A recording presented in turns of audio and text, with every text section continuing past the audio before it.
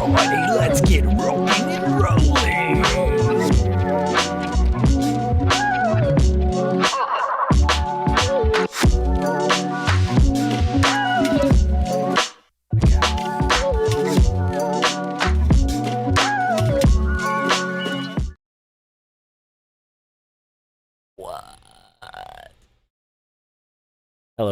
and welcome. There we go. We got some light on the subject now. Hey, how's everybody doing? Can you hear me?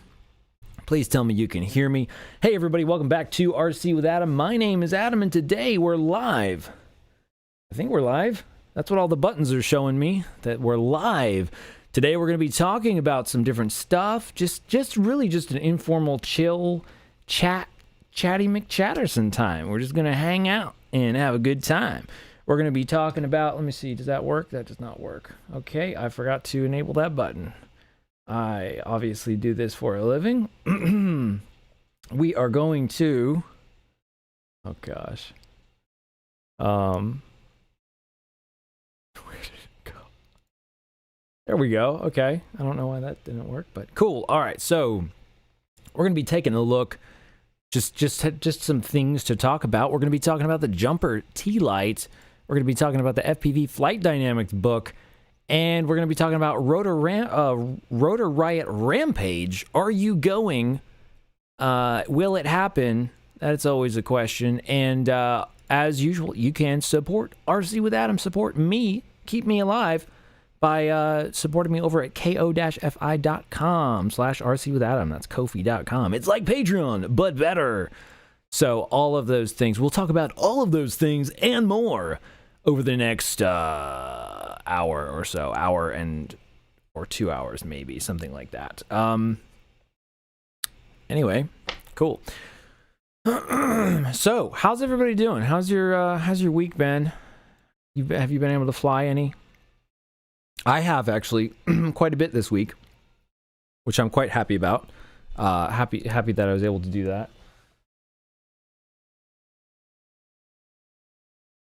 And I feel like I'm actually really progressing a lot, quite a bit.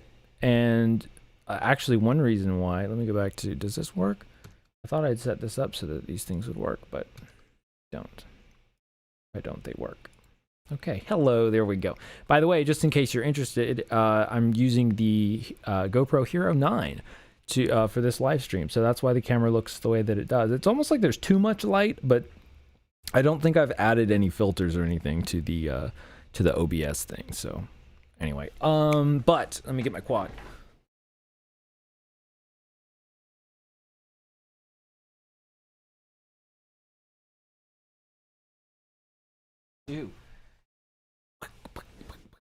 So, actually, shout out to, I think it's Michael Houghton.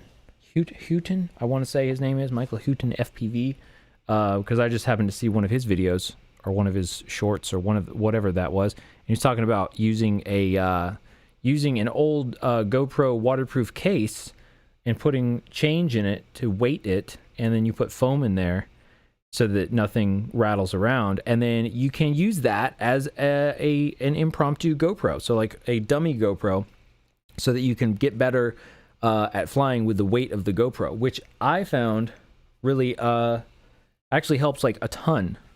I had a little stand somewhere to put this, but I don't, so I will just hold it. It helps actually like a ton, so I was really glad about that. In fact, we'll take a look at some DVR footage, because I've also been kind of tuning my rates, changing up my rates, and I feel like it's just flying like as best as it ever has.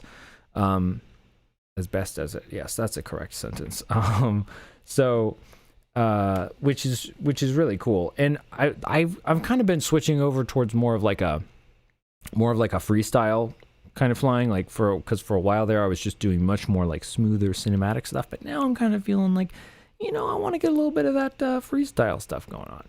You know what I'm saying? That's what I'm thinking. Let's see here. So, if anybody cannot hear me, just please let me know, because otherwise I will not know. But I think everything works right. But I've been messing around with a whole bunch of stuff. So let's just go ahead and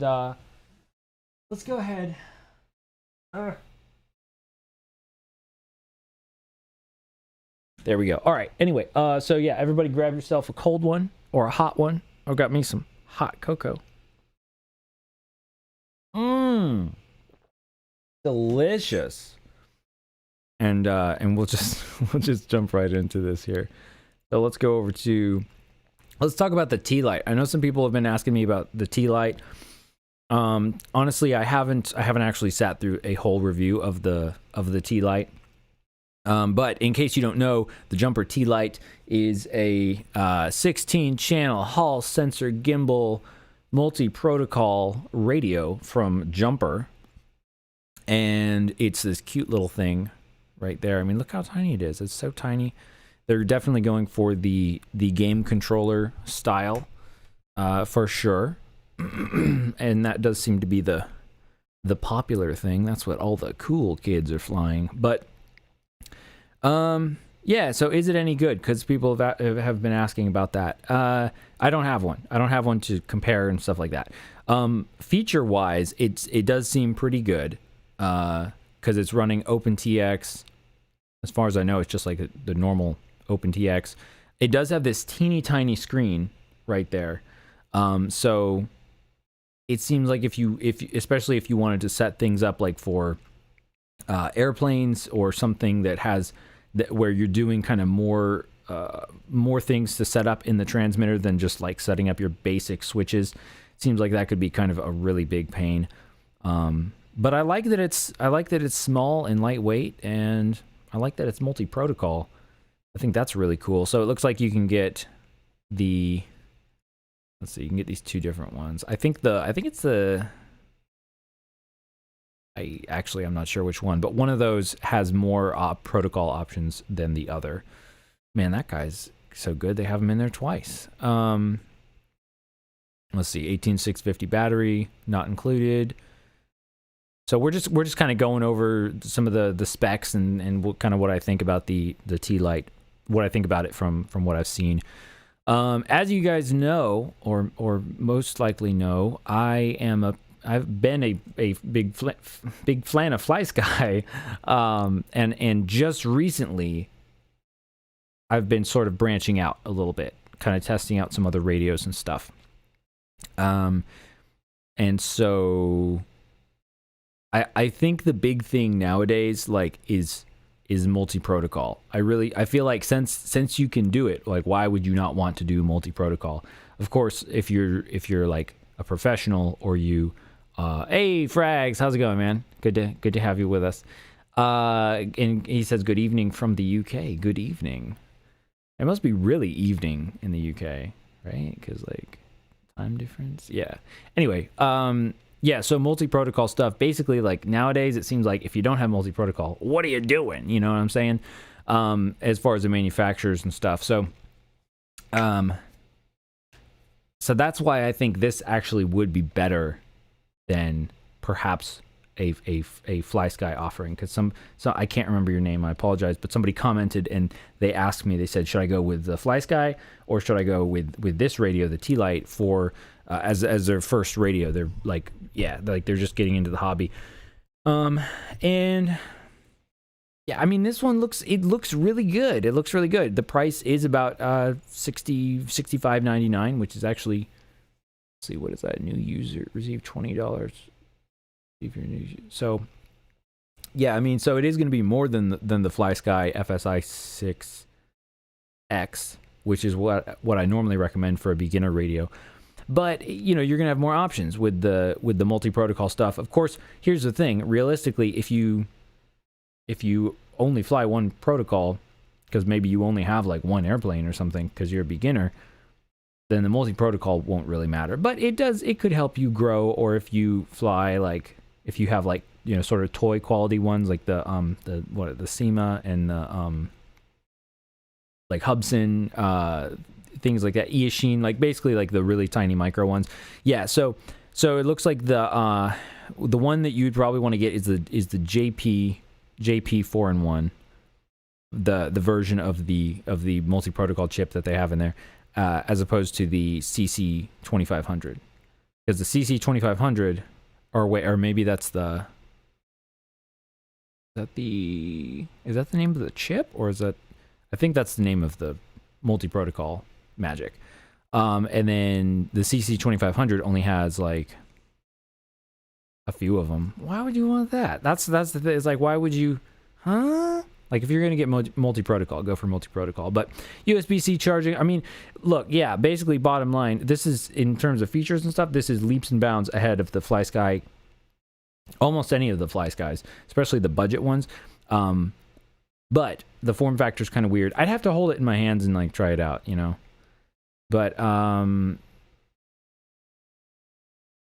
yeah, I still say if you like are super on a budget, go with the FlySky stuff and don't worry about it for a while. You could probably have at least a good year of a good time, unless you like just jump straight into like everything. So yeah, those are sort of my thoughts on the T-lite. Looks cool though. It's a cute little radio. I guess pinchers can use that style as well, even though it seems like it's more for thumbers. Steadfast RC, I see we have Steadfast RC. Steadfast RC says, "Hey Adam, you have helped me get flying over the years. Thank you." You're welcome, Steadfast. I do some FPV stuff on my channel as well as all other types of RC stuff. Cool. Well, everybody go check out Steadfast RC channel after this stream is over. Yeah, so that's basically that. That's that, I think. Man, let me talk about some other stuff here, actually, because I'd forgotten about this, and then I started talking about this. I wish I had like some graphics or some sort of fancy things to put on the screen, but I'm not there yet with the streaming. I haven't figured all that stuff out yet, but I will eventually. But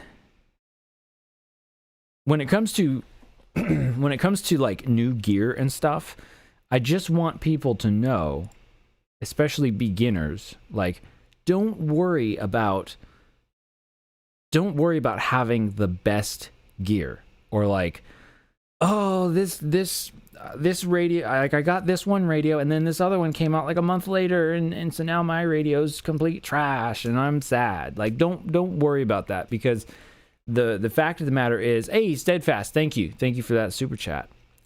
Steadfast says, how about some tips to grow my RC channel?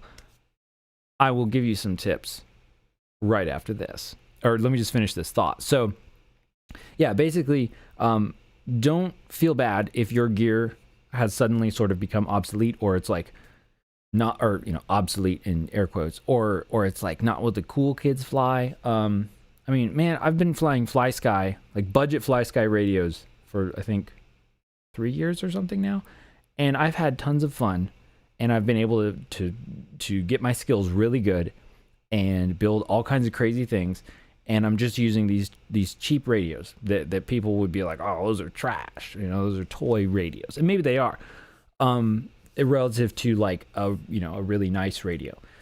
I would say definitely something like where'd it go? What is it? It's something like either the TX16S or the Radio King TX18S.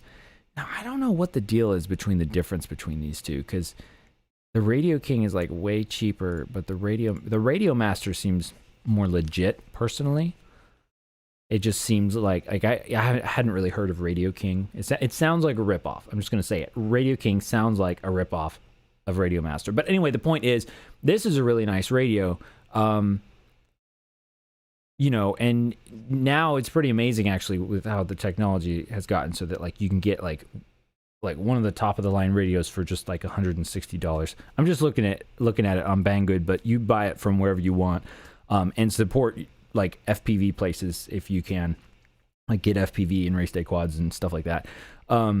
Anyway, point is, don't feel bad about your gear if you don't have like the latest and greatest gear, because I don't have the latest and greatest gear, and I'm only just now starting to get like kind of upgrading my gear and things like that. And yeah, so basically make do with what you got, have fun with it, and treat it like you're, if you are able to get good with the crappy gear that you have, then once you're able to get that better gear, you'll actually be able to use it fully, and it won't be like, oh, I have this amazing gear that I have no idea what to do with. So just keep that in mind. Hey everybody, hey Bruno, how's it going? So Steadfast RC, thank you for that super chat. Says, how about some tips to grow my RC channel? Whale. I mean, as far as like RC stuff, well, let's see. I mean, I'll tell you what has helped me, and I'm still learning, of course. I'm still like, I'm like kind of just now getting to the point where like I'm getting close. I'm getting close to the what would you call it? I don't know. I totally lost an analogy. Doesn't matter. The point is, I'm definitely still learning. But my channel, even though it's still a small channel, it has grown like a lot recently, which is really cool. But anyway, so yeah, I would say tips for growing your RC channel. Just try to always give people some like value, I would say, and remember that not everybody, well, okay, let me put it like this. Just don't take for granted that somebody would come and click on your video, your video and watch your video. So that's why with my videos I try to put like the point of the video at the very beginning. And I've gotten a lot of really positive feedback from that. So people really seem to like it. So I would say probably keep things brief when you can. And then of course I'll have to add in the old classic of just be yourself.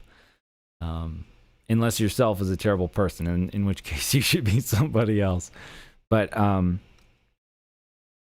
yeah, I hope that's good advice. I don't know. I'd probably do better with like specific questions, but that's what I would say. Yeah, if I think of anything else, I'll let you know.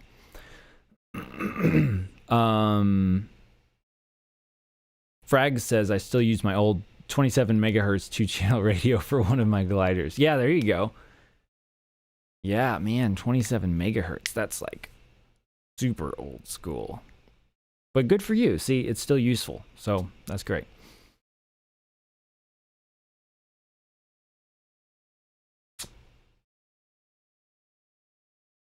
Bruno Boto says, let me see, I want to make sure that, because I hate answering a question if it's already been answered.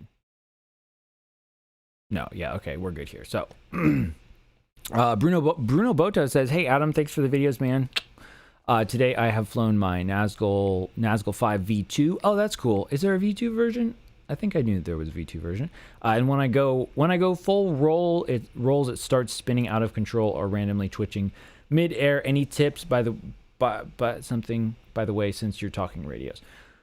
Yeah, if it's, I mean, I would definitely check. The first things that comes to mind is like the radios, or I'm sorry, gosh, you said radios, maybe say the motors or the flight controller, because if it's I think if it will sort of randomly like twitch, or if it will like if it will just kind of start to like veer off to one side, like if you hold it in like a steady forward direction and then your quad just like starts to drift, that could be a flight controller issue. The sensors on the flight controller, or it could be potentially you just have a bad motor. That could be the case. Oh my goodness, pardon me. Ugh. I really shouldn't yawn on live streams. It's really not. That's one of the things they teach you in YouTube schools. Don't yawn when you're on camera. I did not go to YouTube school, obviously. Yeah, so it could be a motor or the flight controller. Check out my video about I had a bad motor. I thought it was the flight controller. I thought it was the Mamba F405 flight controller, but it wasn't. It was actually just the motor. So you could check out that video that I have about that. And I think I kind of showed like how to sort of how to diagnose that with like the black box stuff. Yeah, something like that. So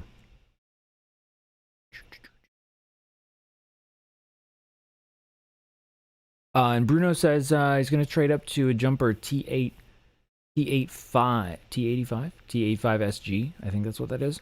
It's very small font. Can I make that bigger? I think I can. Somewhere. I knew there's a way to do that. Oh, it works. Whoa, that's so much better. Oh my gosh, I don't have to squint when I read the screen anymore. That's great. Anyway, okay, so yeah. I'm just reading the chats here. JC, what's up? Welcome.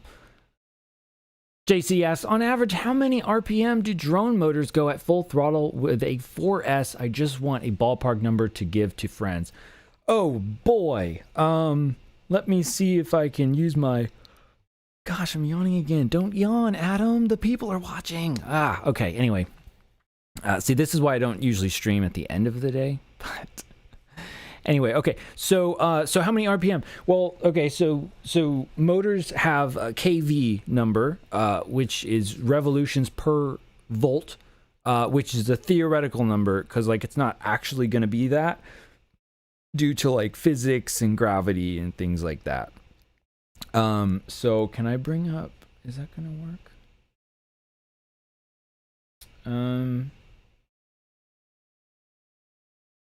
I'm trying to make a learning moment here. Okay, let me try to let me see if I can set this up. Okay, I'm working on it.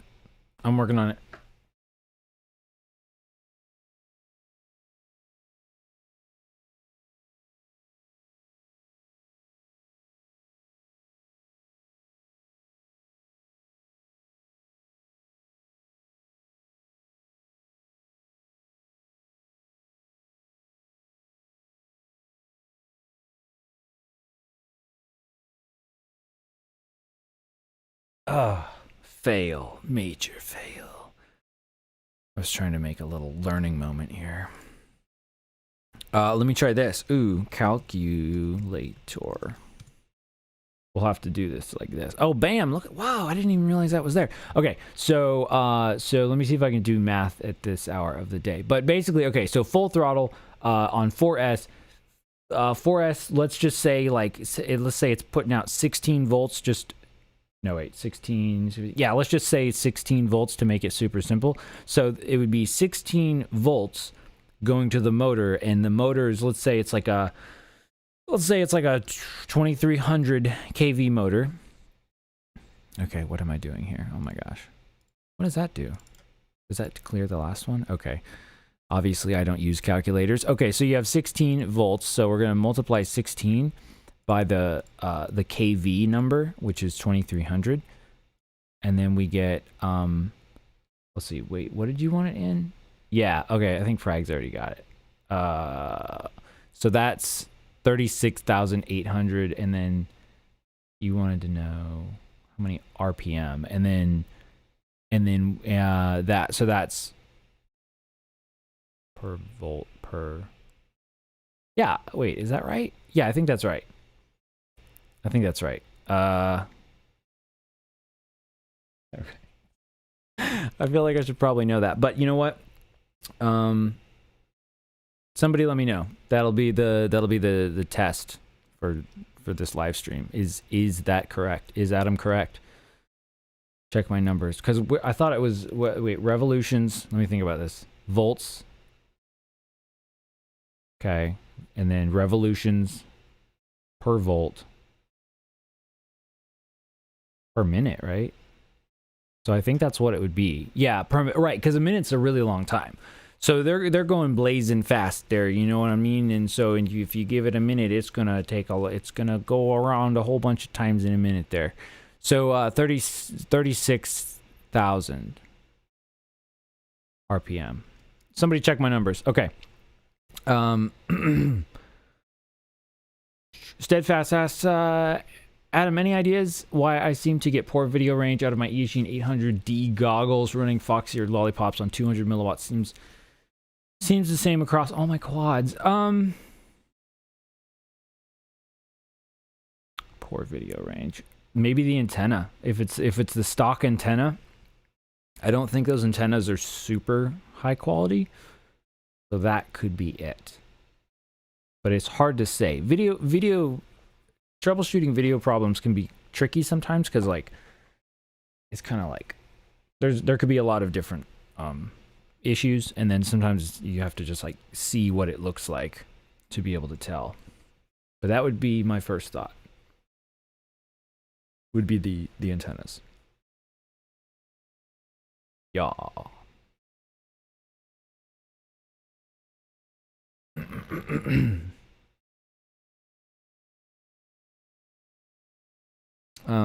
Ali, hello, welcome. Says, please give me a plane on installments. I don't know what that means, Ali, but thanks for stopping by. But if you want to clarify that, you are welcome to it. All right, so we got that heavy-duty math out of the way. Let's move on to our next topic of the day, night, evening, which is, bam, FPV Flight Dynamics. Did you guys check out the interview that I did just the other day, or I think I posted it yesterday, with Christian Malika? Malika? It was Malika. It was Malika, yes. I don't know why that name is so hard for me to remember. But anyway, super cool guy, super cool book. Go check out that interview for sure. And what's so cool about this book, and actually I can just, you know what, let me just, why isn't it working? My technology is failing me. Wow. Let me get this book right here. You gotta have props, you know? Ow. This book, you guys, I love this book. And I'm gonna have more of like a tabletop review showing you more about it in depth and stuff. I have not read all of it yet, full disclosure. But what I have read of it, I really enjoy it. But this book is super cool because, like, well, for two reasons. Because it covers so darn much, and for me personally, as like a teacher, it's great because of the illustrations. Like, look at that illustration. Look at that motor. That is just fantastic. So you can be like, see, look, this is how a motor is, and that's the stator height and the diameter, and you know, it's like, so it's, I love that. And but then it goes into more like theory and stuff, but not just like boring theory. Like this book is, it's interesting because it's right in between like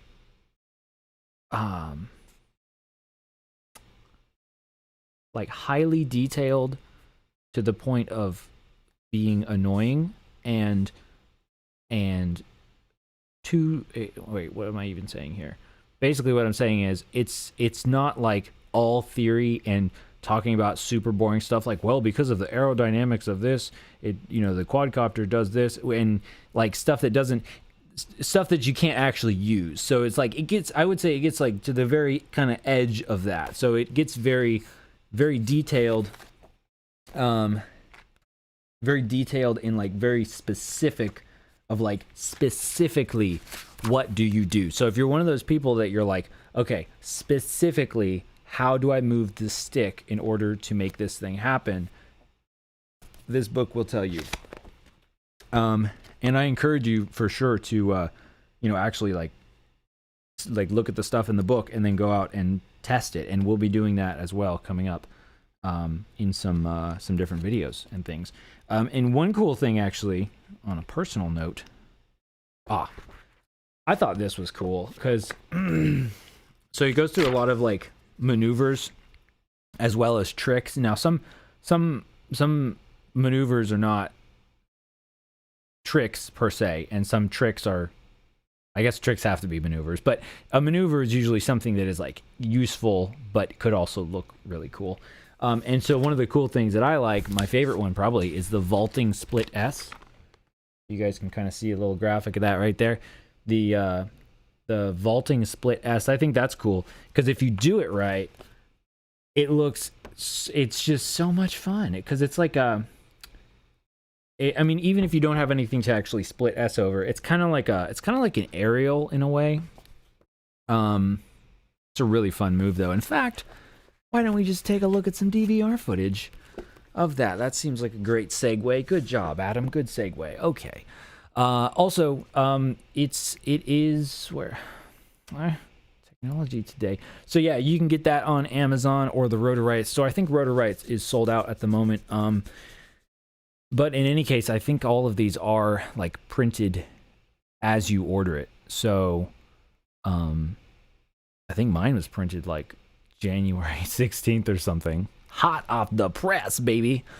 Hey, we got Vespula in the chat. We got Vespula FPV. So if you got questions for him, if you got questions for Vespula, the guy that wrote the book, ask away in the chat. Yes. So let me pull up some flight footage here, because I was super prepared for this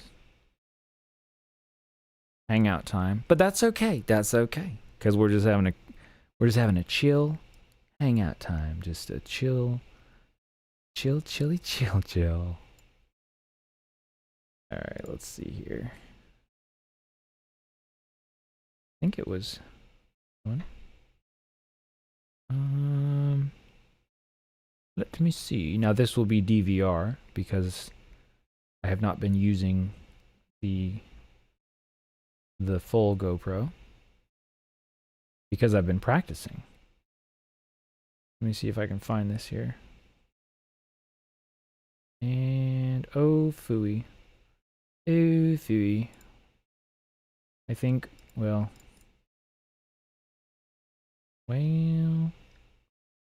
maybe this one will work.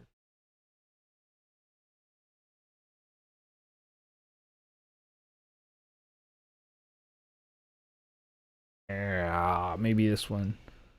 Let's see. So how do I get this to work? I think I can make this work. Probably. Oh, there won't be sound. There shouldn't be sound. Ah, sorry if I just blasted you guys out with sound. My apologies. There should not be sound. Is there sound? Oh yeah, my bad. Alright, let me take the sound out. Just easier that way. Okay, so now... Tell you what, let me just do this the simple way. Let me stick this up here. No, that's not simple.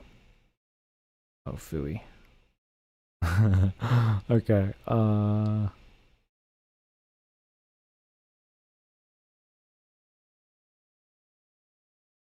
let's see here.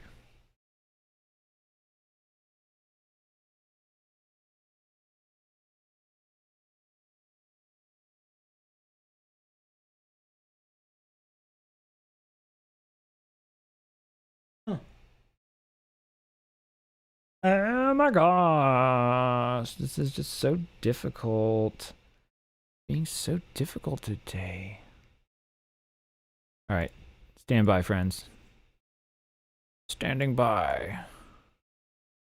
Gold leader standing by. Red leader standing by. Okay, alright, let's see here. So, let me bring up this one. See, I have not tested this live stream setup. That's why I'm bumbling around. I want that one. Hello, there we go. Okay.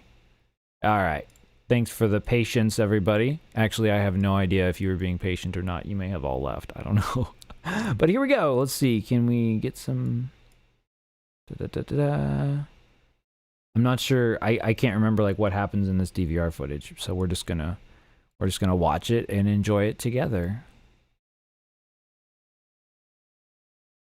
So I'll narrate a little bit because I just can't stop talking. So this is when I was testing out my my rates for the GoPro weight. So what you could call my heavy rates, which is not really like heavy, but it's heavier with the GoPro. And when you do that, you need to make a couple tweaks.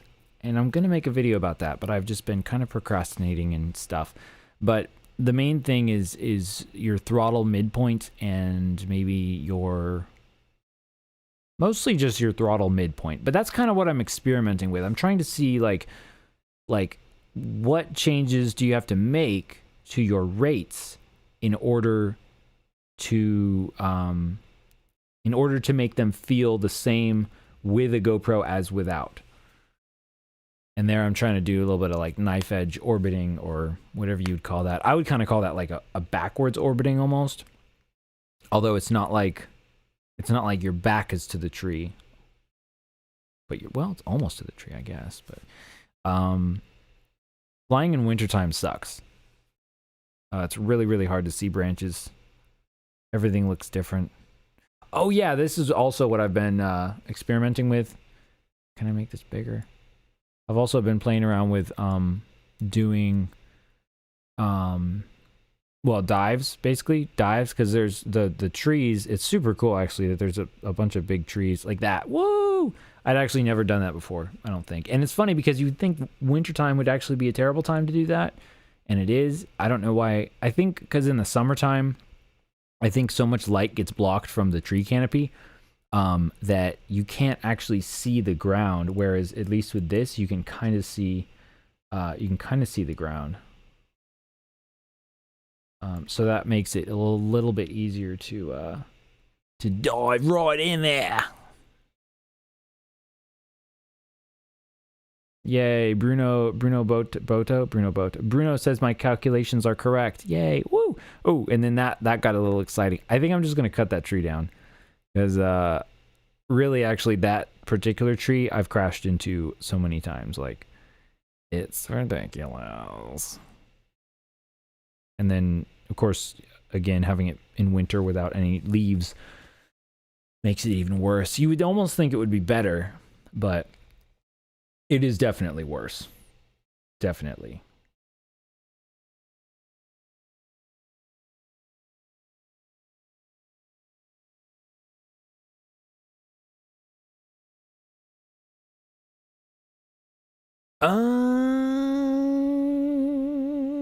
I see in the chat, Vespula FPV says, I finally got the ebook ready. What? That's pretty cool.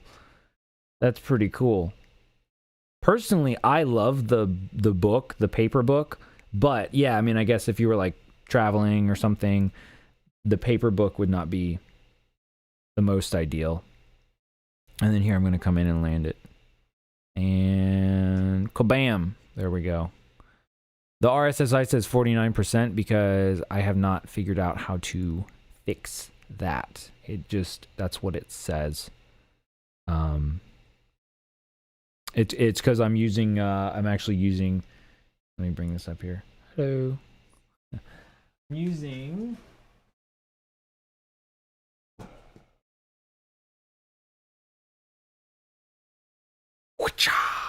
this guy right here. Man, this shows up way better than how my old setup did. I mean, in terms of holding stuff up to the camera. I'm using the Radiomaster TX12. This was actually sent to me Banggood sent this to me to test out and review, which I'm working on. Banggood, I really am. It's been a little while. But it takes a long time to test out and review a radio. So, but anyway, that's my shout out to them. Shout out to Banggood. You can get this on Banggood. And yeah, is it any good? Yes, it is good. I mean, so far I like it.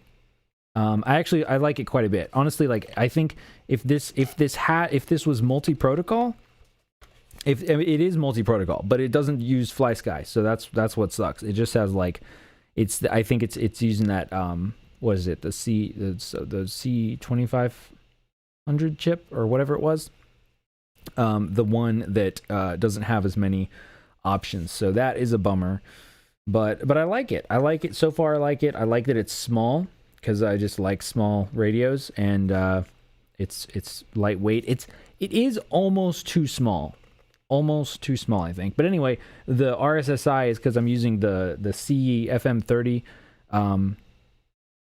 long range. I haven't actually used it long range, but the long range module in the back of this thing. So that's what I've been using to fly this on, but I have not been able to get the RSSI working. Oh, segue again. Bam, another segue. Oh, actually, well, no, it's more of just a quick mention. Siyi, apparently they do have the manual ready for the FT24 radio. That you guys saw my review of that a little while ago, and I was like, it doesn't, I couldn't figure out much about it because there wasn't a manual. But it looks like I have seen the manual, and it looks pretty good. It looks pretty in depth, so that should help a lot. And I might cover some of those things if people are super interested, but I don't know. I would also have to be super interested, but we'll see about that. But anyway, the manual, if I'm not sure exactly where you can find it right now, but they showed it to me, and I would show it to you, but I'm not sure if I'm supposed to or not. So for now, just know that it is coming, and it's close. In case you use the Siyi radio. I feel like I got off on a really big tangent there. But that's the way I roll. Speaking of the way I roll, let's watch some more DVR footage, because that's fun. Let me cue this up. Let me get it all queued up here. Which one did I show you? I think I showed you that one. I did. Or was it that one? I don't know. They get so confusing. Let me pull this up here. Okay. Wow. Okay. I wish it would not start out with like that horrible crackle sound. That is just the worst. Literally the worst. Alright, here we go. Oh, why does that happen? Alright, check. And we'll start off here somewhere. And let me bring this back.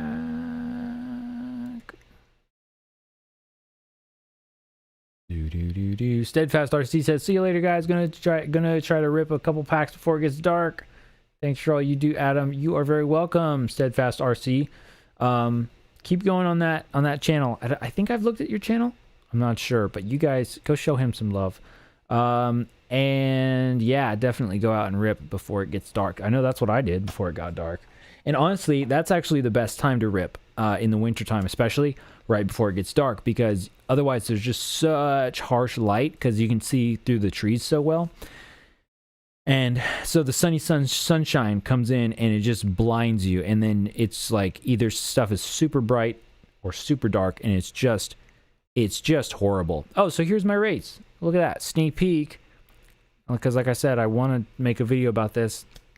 But here's what they are. I think this is me changing it. Doggone it, I should really fly this in order.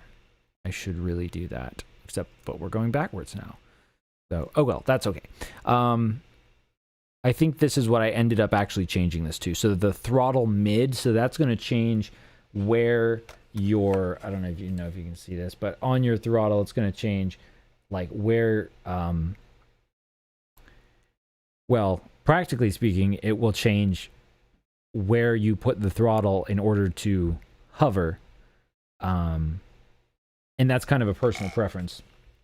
But the main thing is, if you go from a heavy quad to a light quad, that's going to be one of the biggest things you feel, because if you are used to flying with a GoPro and then you take the GoPro off, which is like 180 grams or something, then you'll feel like it'll feel weird because your stick is normally in a way lower position than it was when you had the GoPro on there.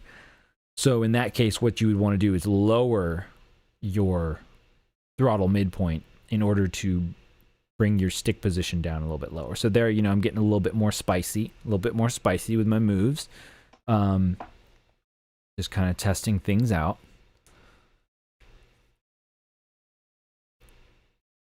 And yeah. It's interesting watching this now, because I wonder, like, I wonder what my style of flying looks like to other people, because I know what it sort of how it feels for me, or how I think I'm flying, but everybody's style is like you watch somebody else fly and you notice like different things, because you're not actually there like controlling the quad and experiencing it. So it's sort of interesting. Like some people's flying styles I respect their skills for sure, but like I cannot watch it because it's just like it's too much. It's just too much.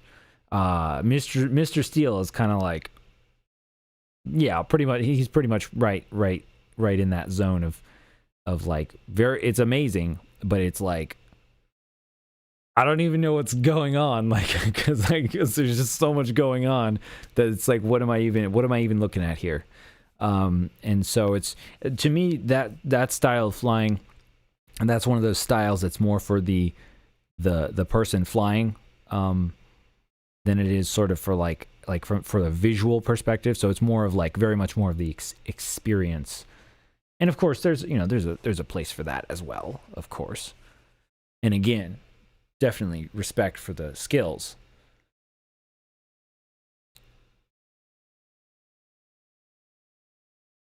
Oh, and I should say, I'm flying this guy right here, the my good old-fashioned budget basher, well, upgraded budget basher, with the faux pro, or the dummy GoPro on there. So, it really does help a ton. Like I said, I want to say it was Michael Houghton FPV, I think, where I saw that particular trick. I'm sure other people have thought of that, but that's where I saw it.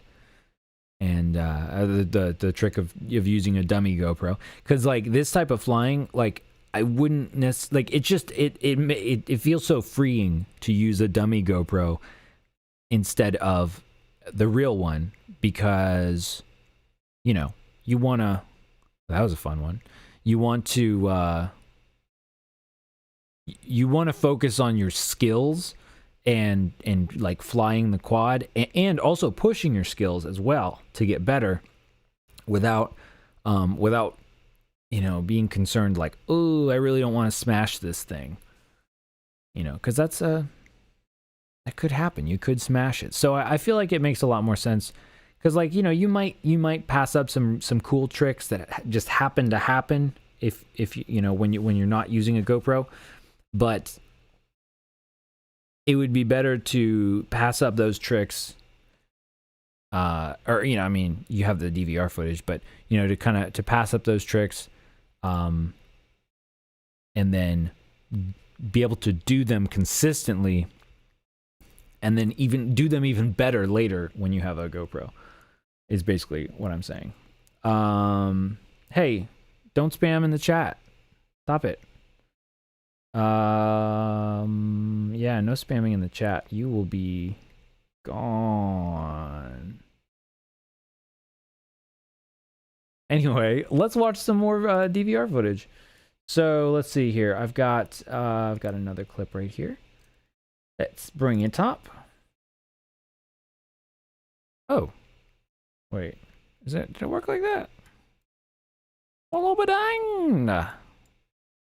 Oh, badang. All right, so I think these are with my rates that I was flying before I added the GoPro, and so that's probably why it looks all weird and stuff. But let's enjoy this one, and I will check the chat to see if anyone was speaking to me.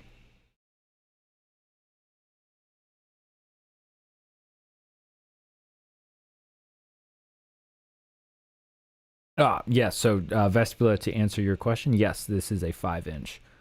This is a 5-inch on a I believe they call it a Hecate 5 frame, but it's the I call it the budget basher, is just my own build, and I've been flying on this thing for like I guess like 2 years or so, and I just recently upgraded the motors and stuff. Excuse me. Fleabury asks, is iBus getting outdated? No, not to my knowledge, but I don't have a whole lot of knowledge, to be honest with you. I mean, I don't really keep up with like that side of things. No, I don't think it's getting outdated. Did somebody say it was? I think it has more channels than S-Bus, and I'm pretty sure that is mainly what FlySky uses, so I don't think it is. It's just kind of another option, I think. Felibriel says, or maybe it's Flybry, I don't know. Also, what is your camera angle? My camera angle is like really low, actually. It's well, it's like, I don't know if you can't really see it, can you? Probably can't see it. It's pretty low. It's pretty lowsies. It's like 15 degrees, maybe 20 degrees. It's pretty darn low. And that's the way I like it. At least for now. And part of why I keep it low, well, I've been keeping it low because I was doing more like, trying to do sort of more like smoother, slower, Cinewoop style flying. But also if you're flying in a relatively small space, like this, and also there's like lots of trees and stuff, you don't really want to be going really fast. I mean, you could if you like to just go really fast, but I find that camera tilt is sufficient, and a lot of times I like to go really slowly, so I find that about 15 to 20 degrees of camera tilt, at least with this particular camera and my goggles and stuff, it allows me to level out the quad pretty well and still be able to see like pretty much right in front of me when I have the quad level. And it helps a lot for landing, so that's another video. I need to make a video about landing the quadcopter, which is also covered actually in the FPV Flight Dynamics book, which I thought it was covered quite well, about landing, how you don't want to just you don't want to come straight down like you would imagine like a helicopter. Well, not really a helicopter. How you would imagine like a helicopter could land, or like how a camera drone would land. How they come straight down. You want to come in like with an approach angle like an airplane, because once you get this thing moving forward, you're well, let's say you're flying more like an airplane than a quadcopter or something like that. Let's see. Am I about to land this? Oh no. It's fun to fly really close to the ground. Who else likes doing that? I love flying close to the ground. Looks really cool too.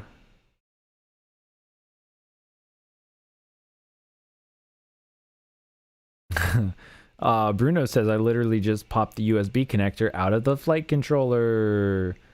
Ruh-roh. How did you manage that? He also asked, oh, Break a Leg FPV, what's up? Break a Leg. Bruno says, have you seen Quad Mover line of sight flying? Yeah, I have. That's actually really fun. Like, that's actually really, well, again, it's like he's so good at it that like you kind of can't even just like you can't even really see like what's going on. It's just like a big blur. But amazing stuff though. Flying line of sight is actually very rewarding, with quads or airplanes. But quads are kind of different because they're more like much more close in. You can fly them in like a really tight space, so that's really fun. So they have their own kind of like, you know, their own rewards, I guess, in a way. Yeah, Quad Mover is a good one. You guys should go check out Quad Mover.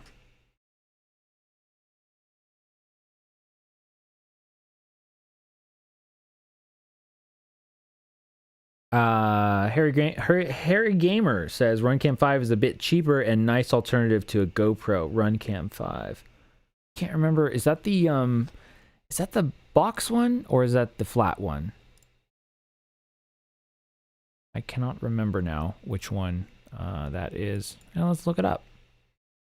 Let's look it up. In fact, let's look it up at I think it's on Get FPV, isn't it? Get FPV. Ooh, Johnny FPV. Whatever happened to Johnny FPV? What's he doing? I haven't seen his stuff lately. The RunCam 5? Oh yeah. Oh yeah. See, now we got on to get FPV. Oh my gosh. Let me, what have I done? Where did that go?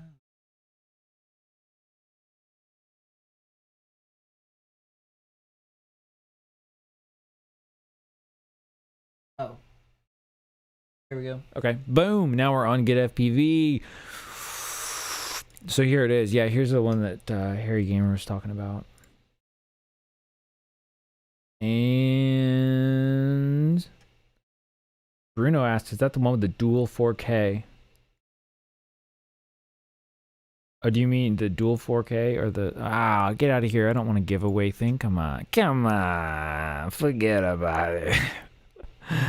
So it says 4K picture quality. RunCam 5 adopts a Sony IMX377 12 megapixel sensor to shoot 4:3 video that can also be stretched to 16:9 with great results. Stretching it doesn't sound good, but okay. What's this? Hey, turn that off.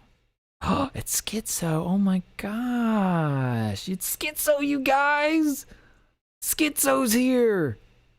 I don't know what he's saying. He's probably saying like, hey guys, this camera is really good. Look in the description there for like a thing. And anyway, this camera is great, I think, but we're just going to rip it around because I'm awesome and it'll look awesome because I'm awesome. So that's what I think. And this camera is great. Maybe or maybe not. I don't know. Let's try it out. All right, I want to see you try it out. Here we go. Whoa. Actually kind of looks like a video game. Oh, man. Oh, I forgot that. I forgot how special Schizo is. Look at that. Are you guys seeing this? I hope the lag is not too bad. And there's no sound, by the way, but we're just enjoying the visuals. Look at that. Like what? Like what are the moves that he's doing? See, that's the thing with stick cams. Like I can see his fingers move, but it doesn't really help me in terms of seeing the actual stick position. That's one thing I'm trying to figure out for you guys. I'm trying to get a better way of doing stick cams, but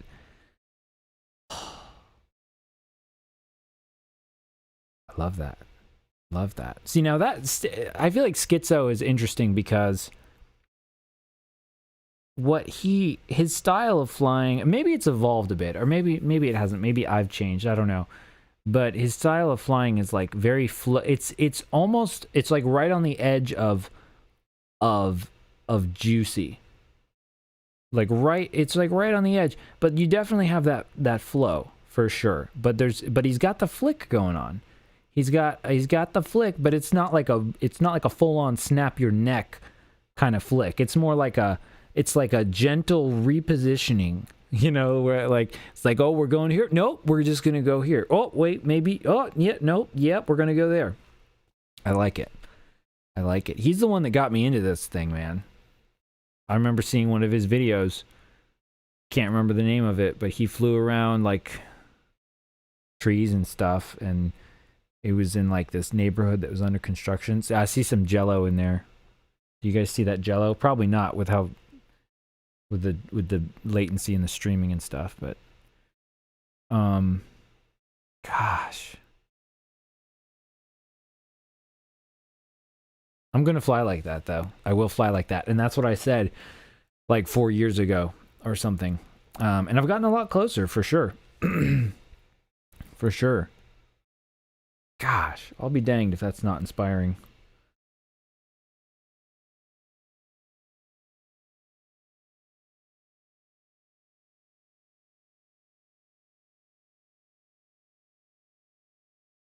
Break a Leg FPV says, I just got a 3D printer and it's your fault. Good. That's I'll take the blame for that. That's a good thing to take the blame for, I think. Well, guys, this was I had a great time ripping, and I think this camera is probably good, and I'm awesome, and my name is Schizo. That was fun. That was a great little thing right there. So anyway, yeah, you're probably right. I mean, this is probably like definitely a good alternative to The GoPro. No, Schizo, is it a GoPro killer? Come on now. Come on now with those provocative titles. That is my pet peeve. Just, I know no one cares, but I'm going to say it anyway. That's definitely one of my pet peeves is everybody calling something a something killer. Like, does it have to be a something killer? Like, oh, this thing's it's a diatone killer. It's a fat shark killer. It's a DJI killer. It's a DJI killer. It's a GoPro killer. But anyway, yeah, it looks pretty cool though. I still think there's just some kind of magic juice or magic dust that they dust all the GoPros with at the GoPro factory that makes them look so, that makes the footage look so good. And now with like the stabilization, which is not always what you want depending on the type of flying you're doing, but oh, it's just pretty amazing. But that does actually look, I mean, especially for the price, because you see, like a GoPro is like freaking, oh, I guess about 400. Yeah, the 9s, they're like 400. So it's kind of like, yeah, unless you like really want the best quality, I guess. Or let me put it like this: if you don't, yeah, if you're fine with getting probably over half of the quality for like a quarter of the price, then yeah, that looks like a pretty good alternative. I'm just checking out the Chatty McChattersons over here. Bruno says, would be fun to be able to post pics here.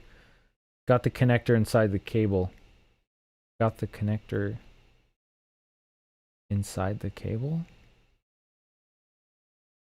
What did you do? Did you just like rip out the, did you like, I don't know how you do that. I've never done that. It seems like that would take a lot of strength to be able to rip out the USB connector from your flight controller. So you must be a very strong person.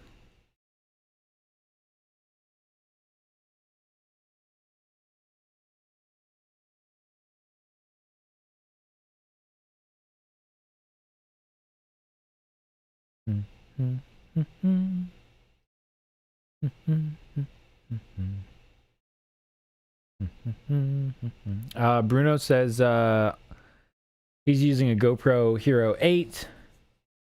Or no, wait. Nice one. I'm running GoPro Hero 8. It's too heavy and as you said, expensive. We'll grab it Insta360. Yeah, so yeah, so talking about action cameras.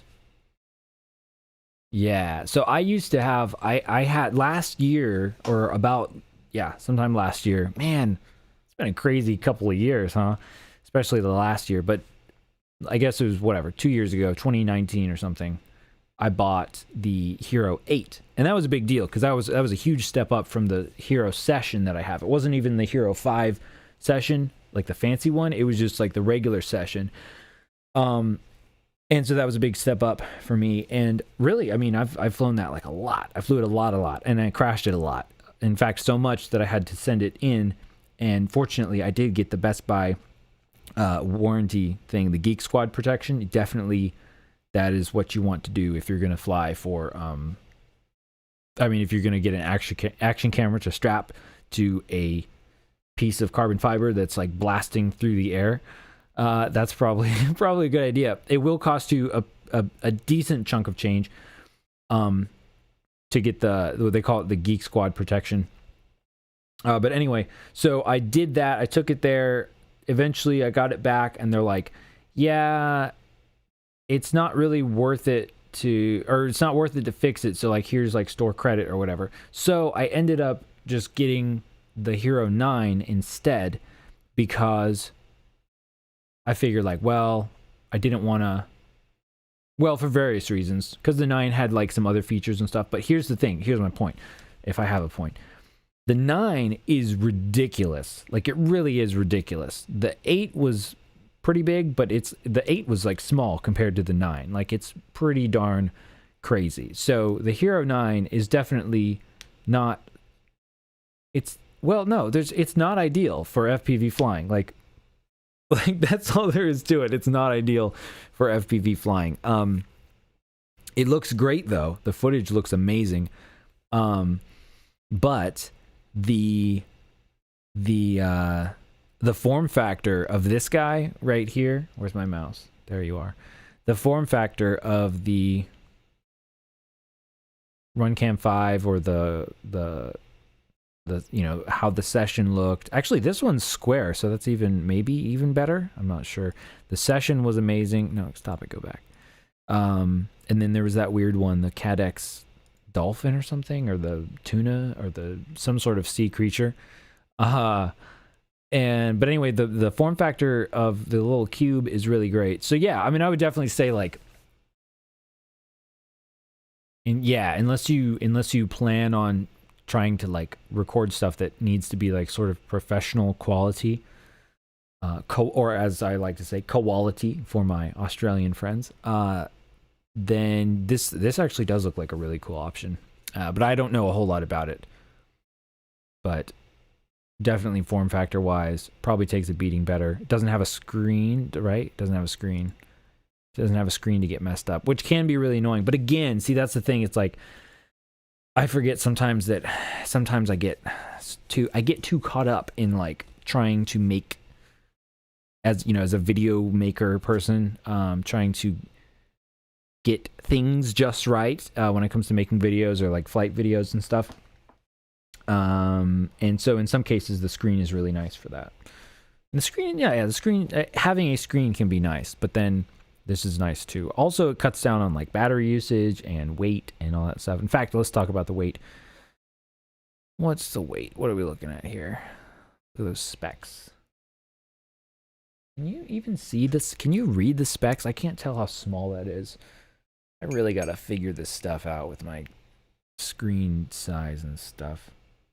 56 grams? Whoa.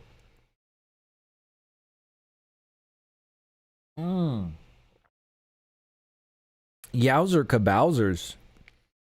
That's easily a third of the weight of a Hero 9. Wow. That's actually pretty cool. That's pretty cool. Okay, what were we talking about before I got sidetracked with that? I don't remember. Let me pull up some more DVR footage, some more rippage.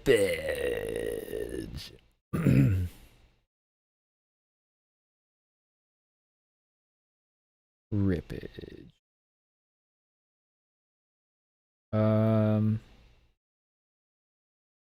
Wow. Where did that go? Shoot. That doesn't make sense. Oh, you know what? Let me grab my actual SD card from my goggles.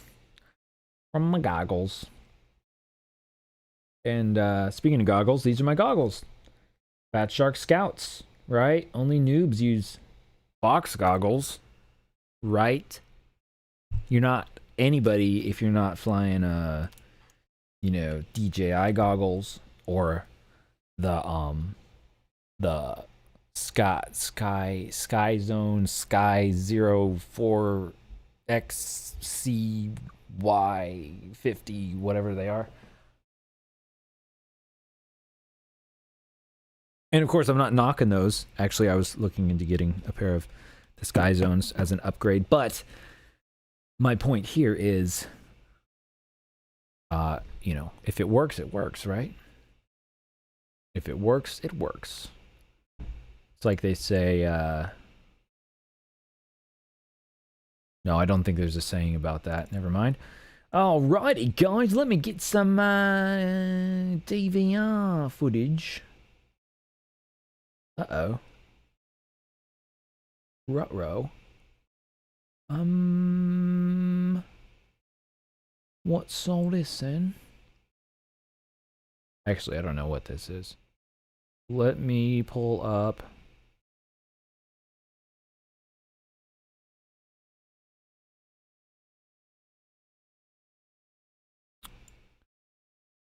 see, is this anything? Oh no, I already showed that. Never mind. Let me grab some more. I appreciate your patience.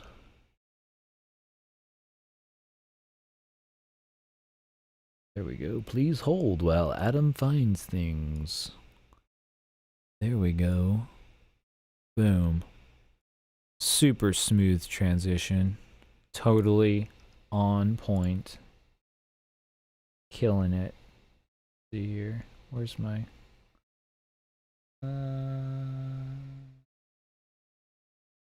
There we go. Bam. Okay. See, this is why I need to live stream more often, so that I like get better at it. You know what I mean? Okay. Let's watch this.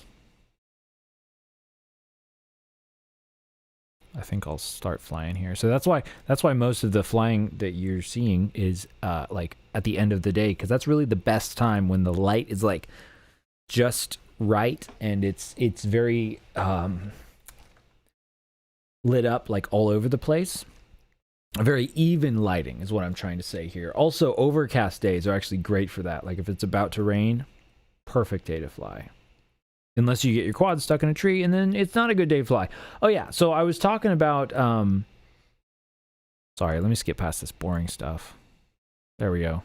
Oh yeah, okay, so what do you guys think about the stick overlay? The Betaflight stick overlay. Mostly what I'm curious of is it help, does looking at this help you at all? Does it seem helpful in terms of like understanding what the sticks are doing and where I'm putting the sticks? Because the Betaflight overlay is pretty rough. If it was like twice as if the resolution of the stick overlay was like twice as good, then it would probably be pretty decent. I know it doesn't look super cool. It's definitely not. Yeah, no, it doesn't look very cool. But I'm trying to find a good alternative to having to like record the black box footage and then like match it up with like a stick overlay thing and then put the overlay, because that's like a lot of work. I can do it if it helps people, but I would rather be able to have a easier, faster way, so then I can spend more time making videos and less time trying to like put overlays on things and stuff like that. So let's see, there was something else I was gonna say. I don't know. Oh yeah, Bruno, I was talking about, yeah, the Hero 8, and then it says the Insta360. I just recently got an Insta360, what do they call that? A 1R. So like the one that looks like the GoPro, and it's like I got like the 360 lens and the 4K lens, not the 1-inch sensor lens. Anyway, so I'm not sure how much I like it yet. I actually haven't used it like at all, really. But like I've, felt it and held it and stuff. And it is actually lighter than the Hero 9, which is like kind of surprising, because it seems like it would be bigger because there's like multiple parts, but such is actually not the case. To me, I don't think it will be as durable as the Hero 9, but only time will tell. But yeah, let me know about those stick overlays. What do you think of those Betaflight stick overlays? I know they're crude and they're very rudimentary, but maybe they're good enough. I don't know. And here's the thing, because I'm thinking like stick cams, like when you film the transmitter, that can be helpful, kinda, and stuff, but you can't actually see the minute details of the stick movements anyway. Woo! Got really close to that tree there. So I think at this point, I think I have my rates pretty much how I like them. I mean, when I was flying this, I think so.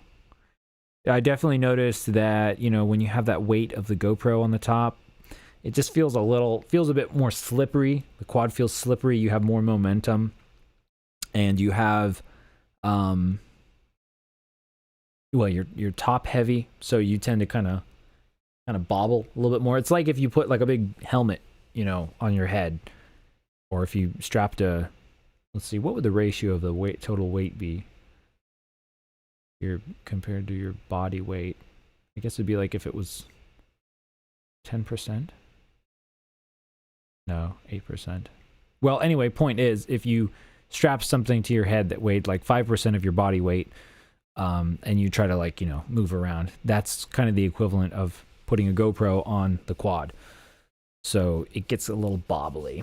But yeah, as far as a Insta360, I think the Insta360 One X, that may be really cool. I don't know. I'm kind of getting more into 360 cameras, or beginning to. I haven't actually like really started to yet, but I've got some fun projects, let's say, planned that I'm going to beginning working on. And let's say they involve a popular camera drone manufacturer's drone. And so I think the A360 camera, but in this case the Insta360 1R, would probably be really great for that compared to the Hero 9, because the Hero 9, it looks great, the image is great, it's great, but if you you can still only see like in the generally forward direction.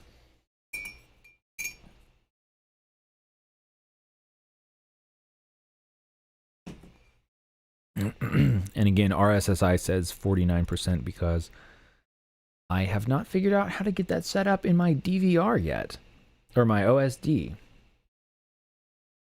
Let's see here. Where's another one? Let's do this one.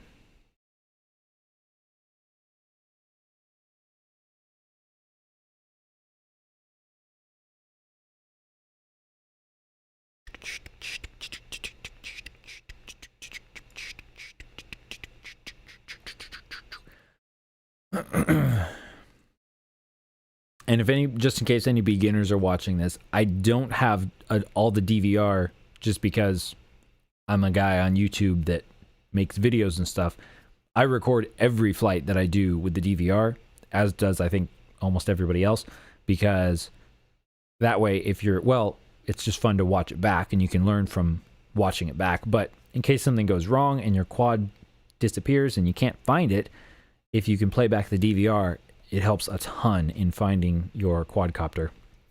Or if or if your quadcopter like has a malfunction, that can be really helpful in diagnosing it to figure out what happened.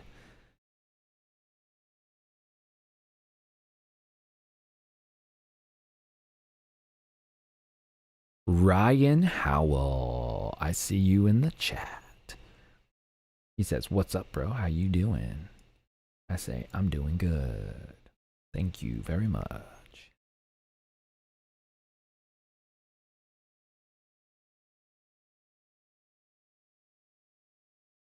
Nathan Hack, or Hayak. Nathan, just joined the stream. How's it going? It's going good, Nathan. Welcome to the stream. Are you still here? Probably not. Maybe. I don't know. But welcome. William Barlow, welcome.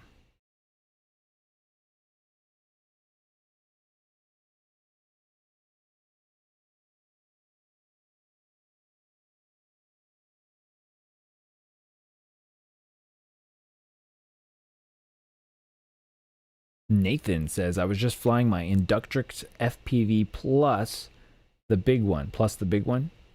Inductrix. It's kind of slow, but still fun. You're darn right it is. You can have a whole lot of fun with cheap, slow things. Oh, show. Now, somebody tell me. Do you like, what do you think of the stick overlay? That's those crosshairs on the stick there. Those two X's with the little dots. The little dots are where my stick is actually moving. What do you think of that? Does that help you? Does that kind of help tell you, whoa, going through the gap? Bam. That's just a new thing I learned. So just to encourage you guys, if you feel like you suck at flying or something, well, I've been flying for a while now, a few years, and I think that was like my first actual gap that I flew into, which is not exactly a gap. It would be more impressive in the summertime, which I will do. Looking forward to that, actually. Yeah, but let me know about the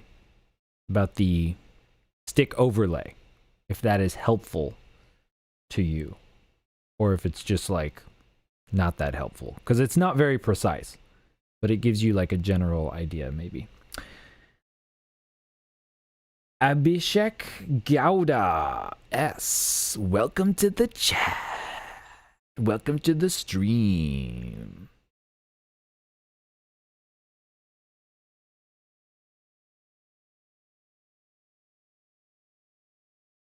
Oh wow, it must have just updated. All right.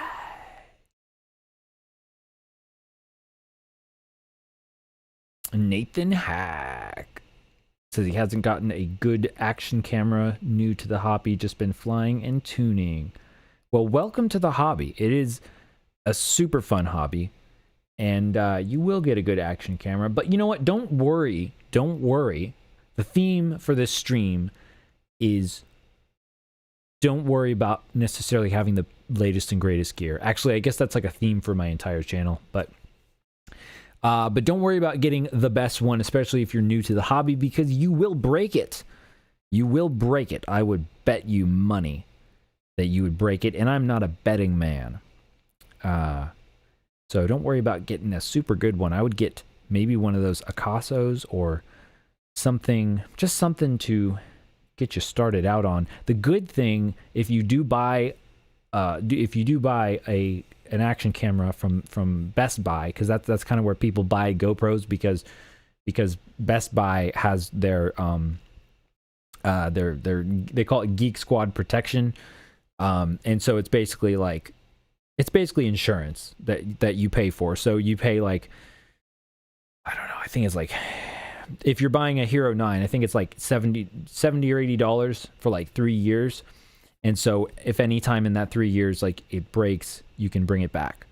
So that is a pretty good chunk of change. But if you think about like, well, it's like a $400 camera, and then, you know, there's a good chance that like you're gonna break it within like the next 6 months or something, then that's, you know, it's probably a good thing to do. In which case, I guess you wouldn't necessarily want to buy the 3-year plan. You might want to buy like the 1-year plan.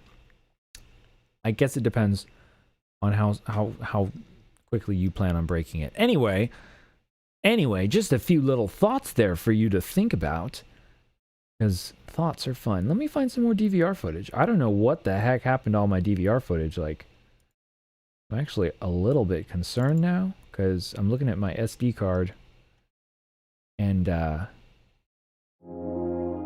sorry about that. Nope, I'm right here. We're not taking a break yet. Oh, does my face look all like plasticky? I feel like there's something weird with like the sharpness and everything, that like my face has like so little definition. Super weird, but whatever.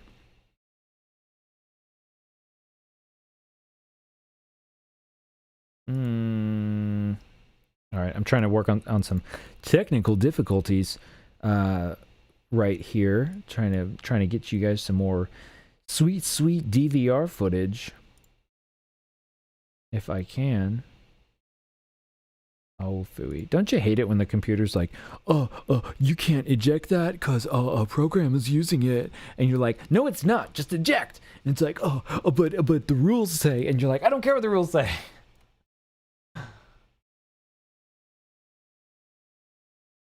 I said eject, darn it! Alright, I hope I'm not clipping this out or blasting out you guys' ears. I thought I set up the mic properly,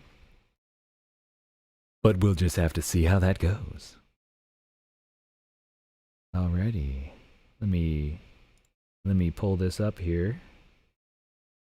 Okie dokie.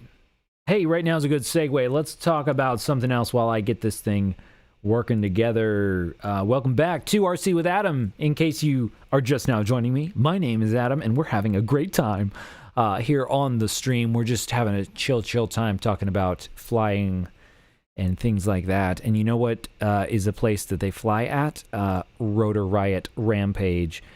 Are you going to the Rampage this year? It is in Barnwell, South Carolina. I just decided that I would go recently, so that's why I bring it up, because I thought, like, you know what, I'm gonna go to that, so that seems cool. Funny thing is, it's the same week as Joe Nall. So did that load properly? Oh no, the window capture. Sorry. No, that's fine. Okay, yeah, it's the same week as Joe Nall. How do you like that? Isn't that interesting? So, I think that's interesting. I'm trying to resize this thing, but I can't. Wait, yeah, I can. Oh, I just do this. And then, yeah, so who's going? Who's going to Rampage? And who has gone to Rampage?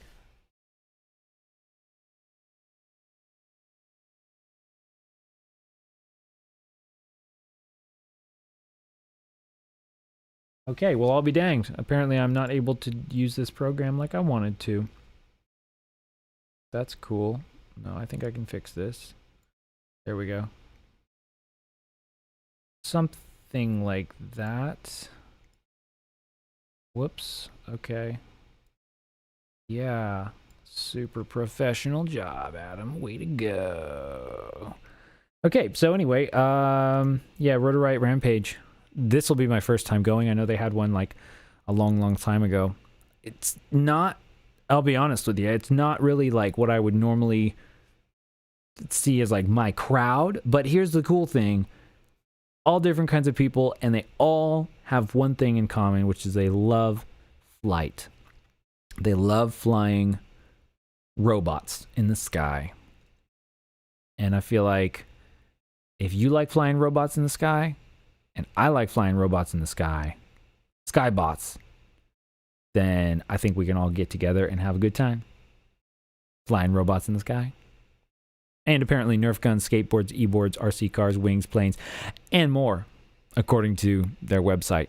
So I just thought I'd throw that out there, just in case you hadn't heard of it or didn't know if they were actually having it, because that is kind of the theme, or has been the theme of 2020, which is like, will this actually happen? I don't know. But these people seem pretty excited about it, for sure. Anyway, let me get back to what I'm actually doing, or what I said that I would be doing, which is actually trying to find some DVR footage to look at. I think we covered most of the topics that I wanted to cover. And I did not actually have a list of topics to cover. It was just more like, hey, let's talk about things, because that is fun. Dang. Yeah, weird thing happened. I don't know what happened to like all of my DVR footage stuff. So that's kind of a bummer.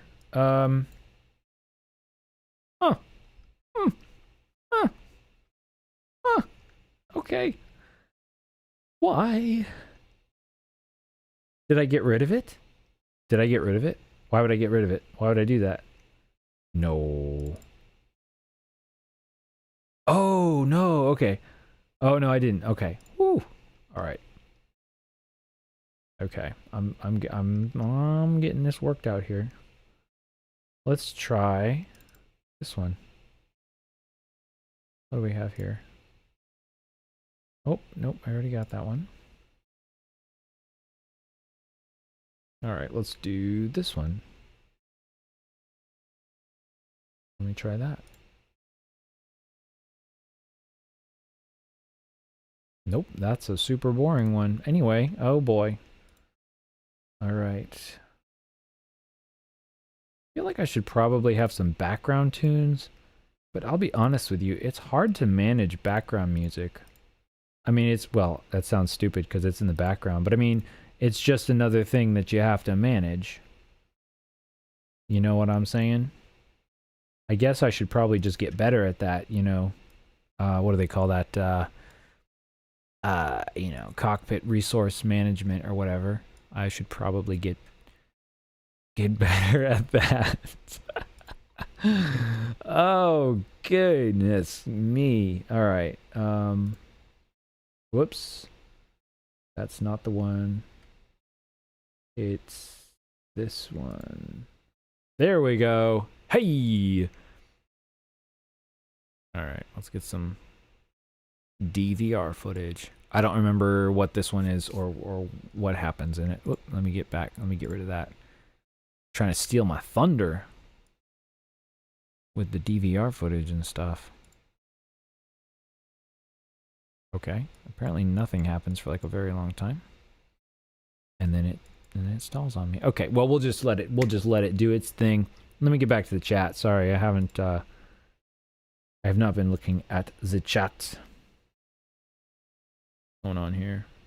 All right, so Abhishek says, can you teach us about CC3D problems? I would have to learn about CC3D, to be honest with you. I don't know a whole lot of... Whoa, that was a pretty cool move, if I do say so myself. I would have to learn more about that CC3D. I think it's like a super old flight controller, right? That's what I want to say. I think so. So I cannot at the moment. So my goal for like summertime, or just my goal in general before I die, is to be able to do, well, one is to do a full power loop going from the backyard through the trees, like up through that clearing by the creek, and then do like a power loop. And then the other one is to do something like that, actually. Yeah. So I think that was the first time I did that. Something like that, like a gap dive.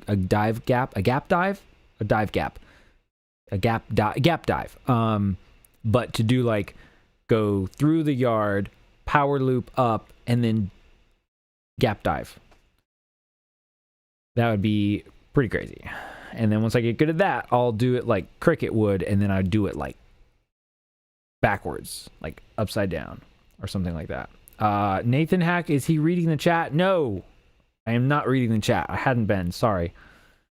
I was so focused on my own problems. Hobbyist Garage 120, welcome to the chat, my friend. The Orca from CADX is a great action cam if you are looking at something like that. Is it? I don't remember if it is. Take your word for it. I thought... I can't say. No comment at this time. Nathan Hack says you should review the RunCam 5. I should, maybe I should. I don't know. I feel like it's been done. It's been done. But thank you for that vote of confidence, though. If the opportunity comes by, I'll do it.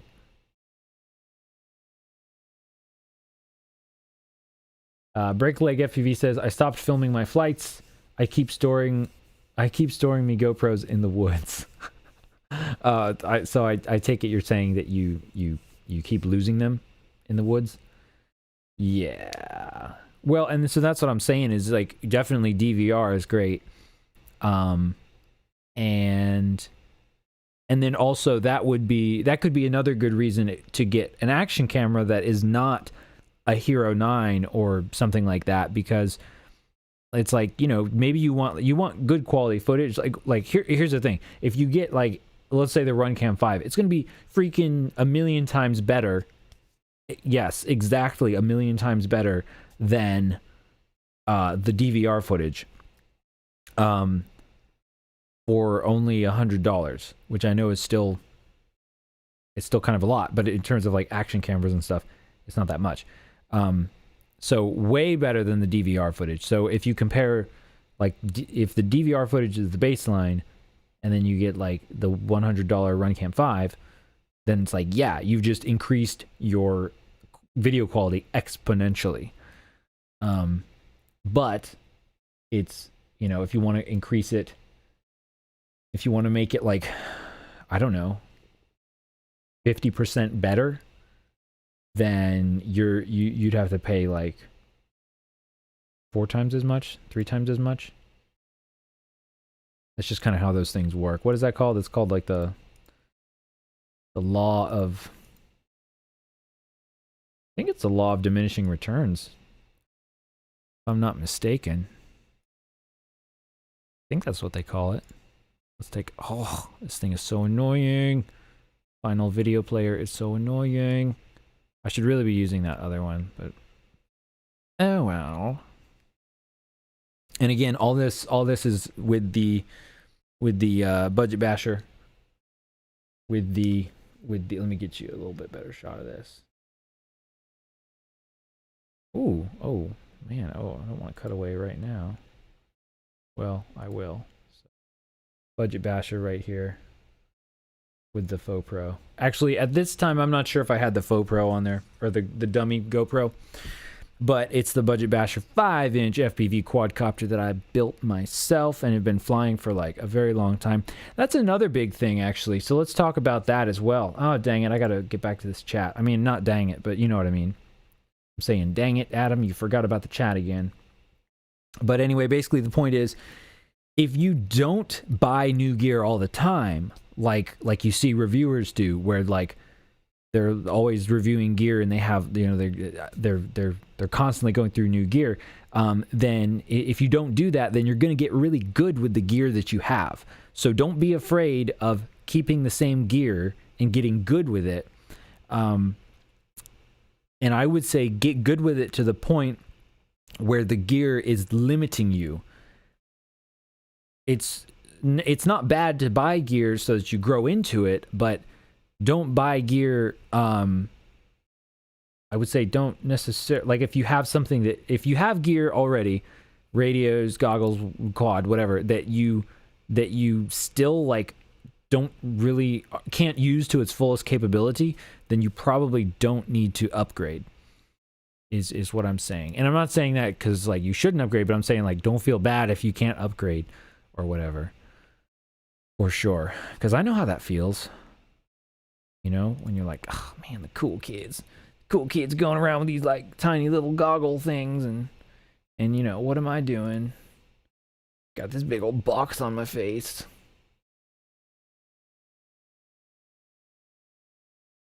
That's a short one.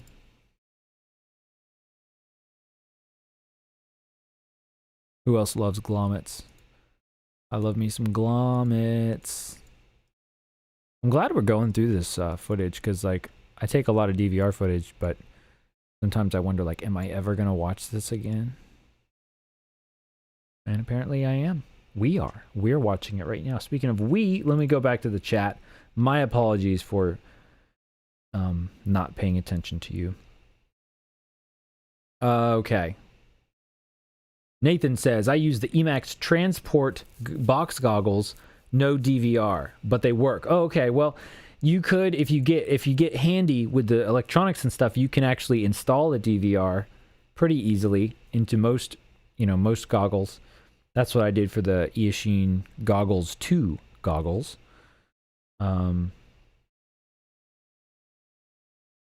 But yeah, they work, bro. They work. Bruno says, in response to that, plug a video RX to your phone and screen record the FP screen record from Go FPV. Is that a thing? Go FPV? I don't know. I've never heard of that. Learn Tech says, hey Adam, hope you are well. I am well. Thank you very much. I'm very happy to say that I am well. I hope you are well as well. Learn Tech. I know you've been commenting on a lot of my videos. I appreciate that. I'm glad you're getting something out of the channel. It's always good to see.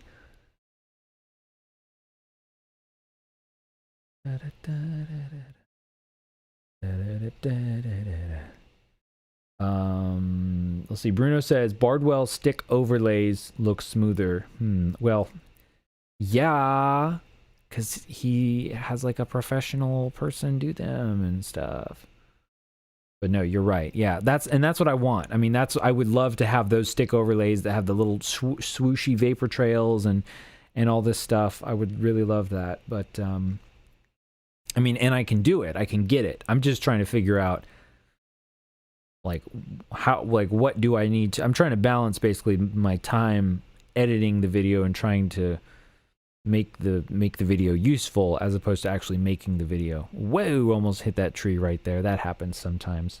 One thing I've been getting better at is like using my throttle to get out of a bad situation. So like if I have a lot of momentum and I'm going towards a tree, being able to pump the throttle in order to like get my quad away from the tree. Or this happens especially like if you power loop or you do like a little like punch out and then you're kind of inverted and you're like about to sort of just like float into the tree. If you like blip that throttle a little bit, then you're able to kind of like, you know, push yourself away from the tree, which is a kind of a scary move to do at first because you're like you're increasing your throttle in the downward direction. So the key is to not do it too much. Right here, boom. Is this a replay? Did I just show this one? Did I already show this one?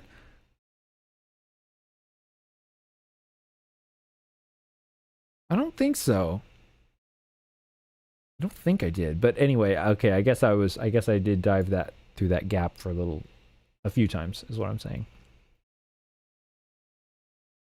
But anyway, Bruno, thank you for the feedback on the stick overlays.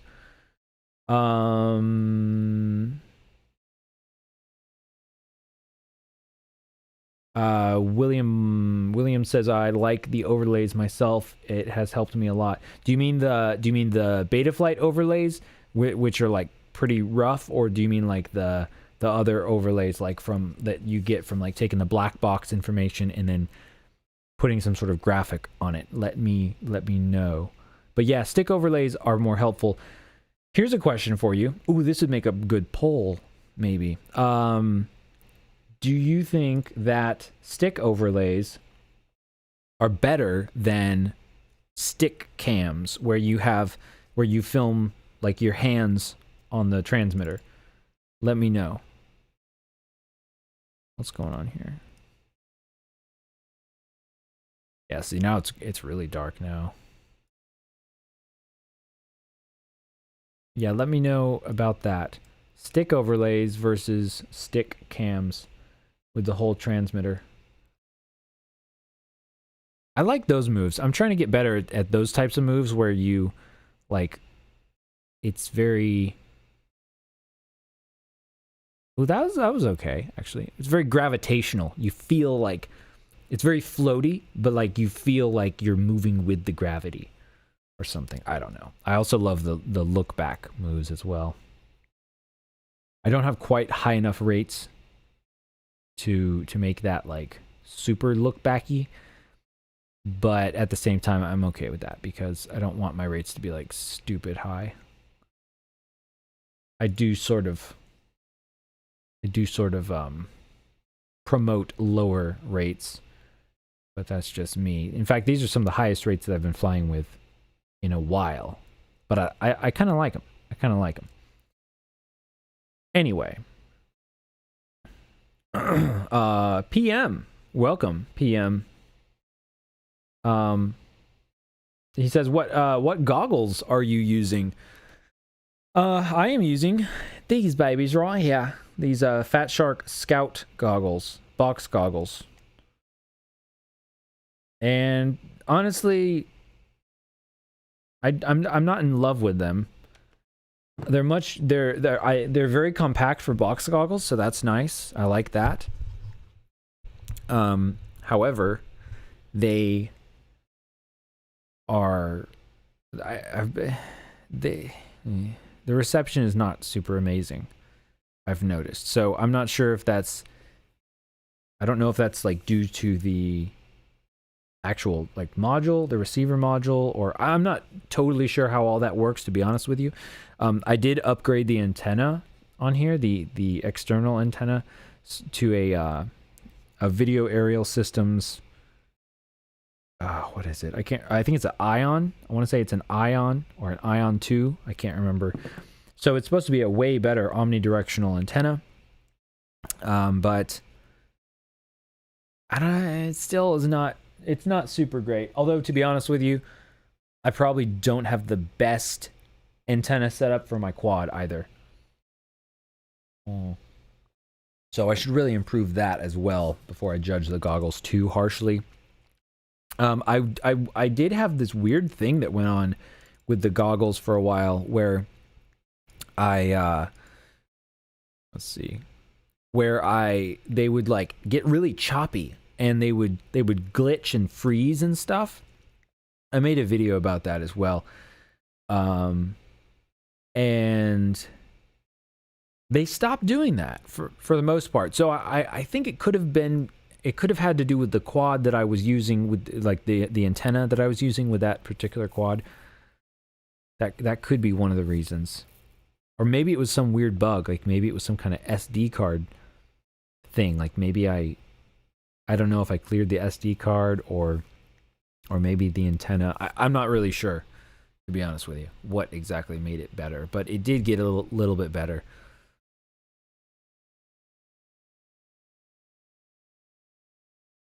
That was a super long answer to what goggles am I using. Nathan Hack says DJI FPV. DJI FPV, you tell me. I'm not sure if you're asking what I think about it. I think it's amazing. I haven't gotten to use it. I will. I do see in the future switching to DJI FPV or Fat Shark, digital Fat Shark, because it really would just be amazing to fly like with that kind of quality. I think it would be so amazing. Wow. And then especially also for me, what would you call it? Well, being like a video person, RC video person, having a YouTube channel and stuff, running a YouTube channel that talks about RC stuff and gear and different things, although not heavily, more, I mean, anyway, that doesn't matter. Point is as a person who people might be asking about those types of things, I would definitely get the DJI goggles. So at some point in the future, I do plan on getting into the DJI 2 goggles, the new version, the DJI goggles 2 or whatever they're called. And getting more into that, but it's doing some little power loopy things there. It is like, it's a commitment. I mean, it's a big switcho changeo. Fortunately, I don't have a giant fleet, so that's one good thing about that. It's not like I fly a ton of quads. I mean, really, I have very very few quads, I guess, compared to a lot of quad people. But that's the way I like it, because I would rather just fly a few that I fly well and that kind of thing. I really need to get into toothpicks, though. I mean, I got a hanger in for some toothpicks, like, because it's fun flying 5-inch quads around, but honestly, they are really loud. They're loud, and they're and there's way more chance that something is going to get damaged when you're flying around, especially in a tight space and stuff, etc., etc. So I really want to get into toothpicks for sure. Oh, Break Leg FPV says, I strapped a Sony 3 megapixel floppy drive to a quad before. That really blew chunks. What did you do that for? A 3 megapixel floppy drive. Wow. Dang. Oh, Nathan says it is pronounced like the bird hawk. Oh, excuse me. Says it's a German name. Oh, cool. So I've got some German viewers. Hawk. Okay. I got you. Hawk. That's a cool last name. Hawk says, I like the overlay. Well, thank you. Break Leg says they don't help. They're too jerky. I agree with that as well. Hawk says, yeah, I can't wait for summer. And the reason why I'm saying all these things is just in case you can't see it. Whoa, what happened here? This is so weird. So just in case you can't see it in the chat, that's why I like to say the things that people say in the chat. So right now what I'm trying to do is test out sort of the radio signal as well as the video signal. So it's getting really bad. You can see that. Now, here's something weird is with the video player, it seems like the video player freezes if it doesn't, it's almost like if it doesn't get enough information from the video, which is weird. It's hard to tell whether it's actually the video goggles or whatever. So there it's breaking up a lot. You see how it's like, well, it's still playing. It just broke up. And I don't think it actually looked like this for me because or you know what it is? It's the DVR is a big part of it actually. The DVR, something about the DVR causes it. No, it is the video player. But it is also like if the DVR doesn't get a good enough signal, it's like it just doesn't record the flight or something. And then we have that situation. I don't know what's going on with that. Anyway, not great reception.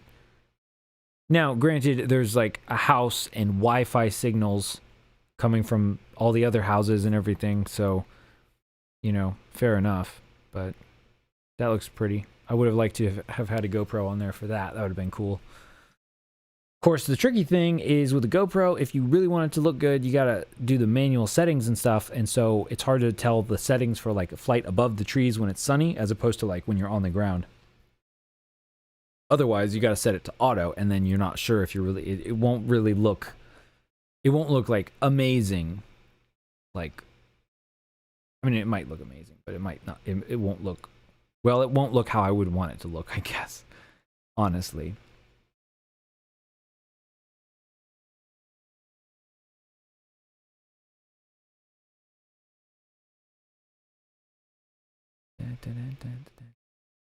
Oh, Hawk says, I built my first 5-inch this winter, so I haven't flown in the summer yet.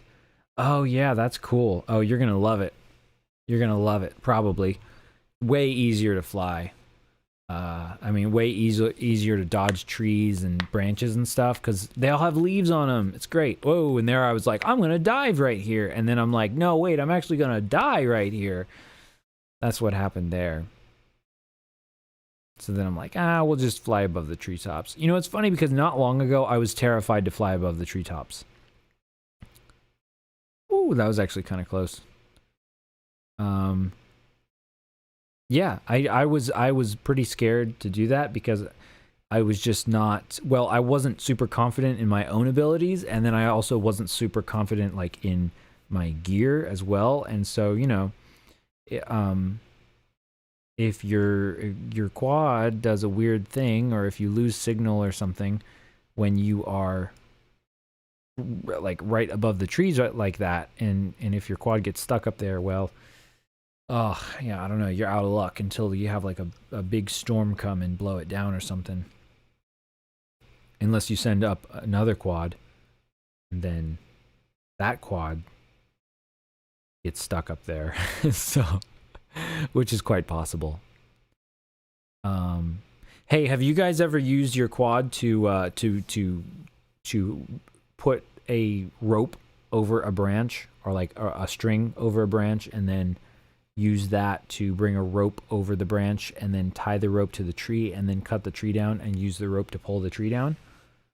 Because I don't think I have yet, but that's something that I'm definitely thinking about, like some sort of maybe some sort of like servo operated like hook that would like attach, they would like hold the string maybe, and then you could like release the string, but then you'd have to have a weight on the string. So then my other idea was maybe you just have the quad be the weight, and then but you'd still have a quick release on the string, and then you just fly the quad over the branch, and then just like, you know, let the quad drop and it would bring it over.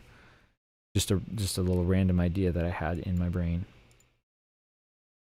The point being that it could be a lot easier than trying to throw a line over a tree branch in order to tie a rope to the tree, so that when you chop the tree down, if you want to chop a tree down, then you're able to pull the tree down, because that's really the best way to bring down a tree, is to pull it, or I mean to pull it so that you can guide it. Anyway,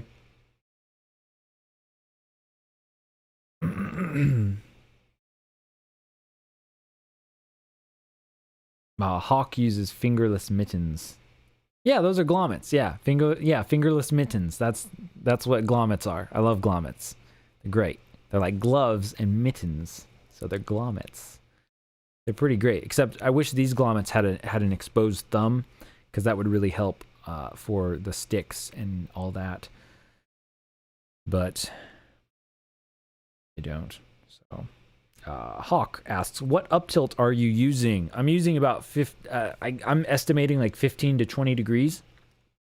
It's kind of hard to tell though. I kind of wish there was an easier way to tell. I guess I could like use like a protractor or some kind of a gauge to actually tell what the up tilt is, but there's a little bit more. Yeah, it's probably like, in fact, let me just show you.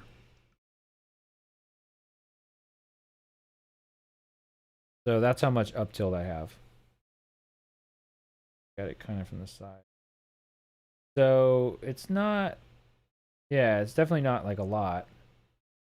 Not flat, but it's probably like maybe as little as 10 degrees.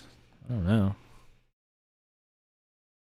And that's a really big thing too. I really, really, really, really, really, really encourage you, especially if you're just learning to fly, to keep your well, first of all, start out with a fairly low up tilt, like 10 to 15 degrees, and keep your up tilt the same as you learn to fly.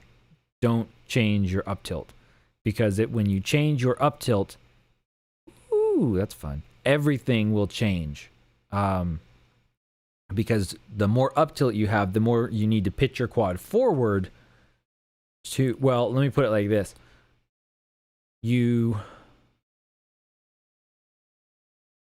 Because FPV is, well, it's first person view, and the view part is important. So it's a very visual thing. So you will develop a sight picture so that you will fly at a certain speed based on whether it looks like you're pointed up, or your camera, like your image is pointed up or pointed down, and you'll find that spot where it looks normal to you, and that'll kind of be like your normal kind of cruising speed, let's say.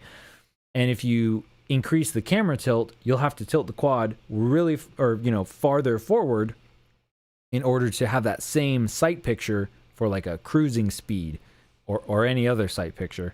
So then what'll end up happening is, when you have that same visual sight picture, you'll actually be going way faster, and then you'll be like, whoa, why am I going so fast? And then you'll pull back on the stick, and then you'll feel like your quad is pointing way up, which would normally mean that your quad would be moving backwards, but since you have higher up tilt, your quad might actually just be like at a hover. So basically it just messes with your mind, and it's another thing to confuse you. So once you have I just say like 10 to 15 degrees up tilt, and keep it there, and then learn to fly.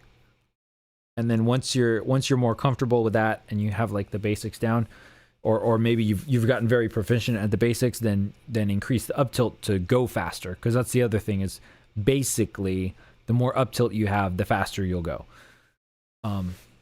Basically. So that's a big thing. Big thing.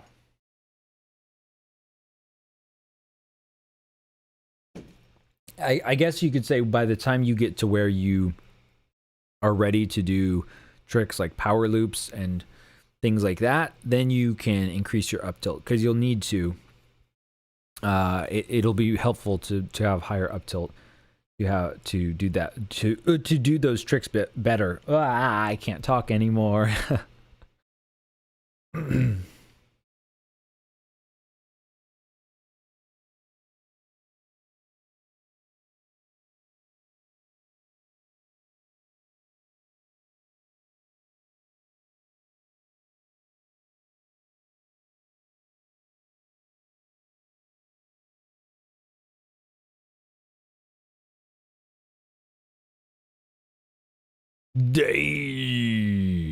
Dave's in the chat. I'm not sure how old that chat was, but hopefully you're still here.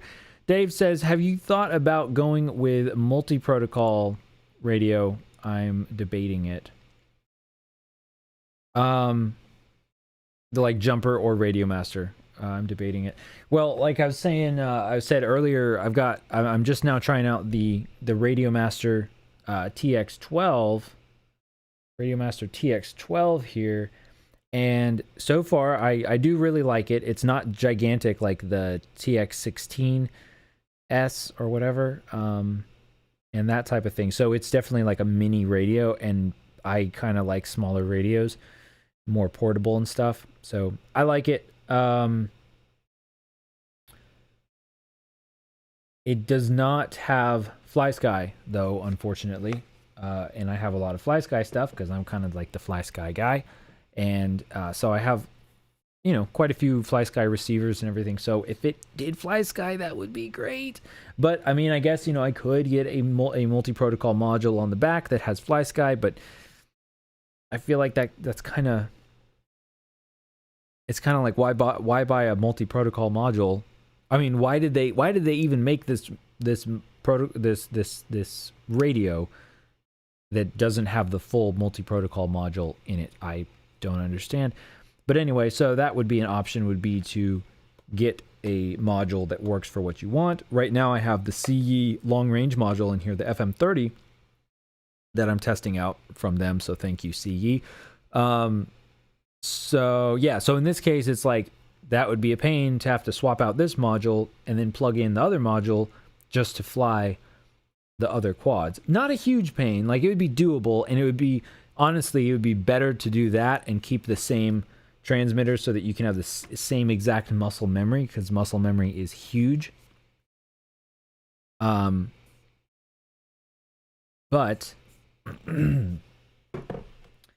the and actually, to be honest with you, I think the Jumper T8, what was that one?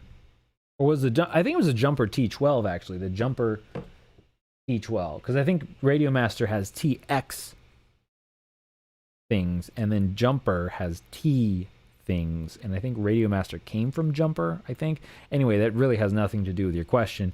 Point is, so which one should you go with? So do you want to, are you debating between Jumper and Radio Master, like specific ones, or are you trying to decide whether you should get like a dedicated protocol radio, like shoot, what's the well, like any non-multi-protocol radio, like the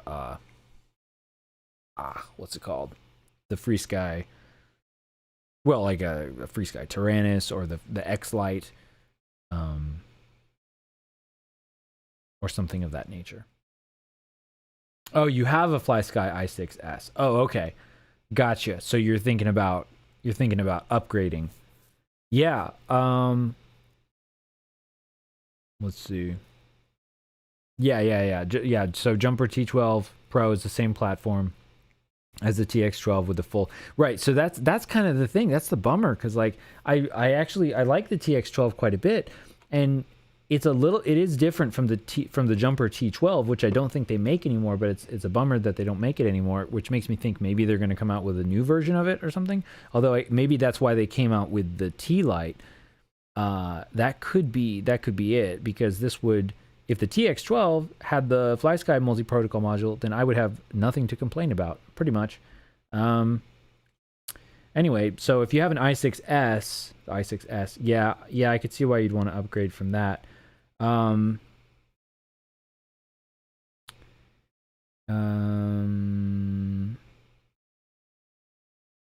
Yeah, Bruno says the IA6B is too fat, and I'm using PPM. Oh yeah, you want to? Well, if you have the IA6B receiver, you could use iBus actually, which, or I mean, depending on the flight controller and stuff. But you could use iBus. You plug it into the iBus port. I think I have a video about that with the Wizard X220. Ah, yes. And I'm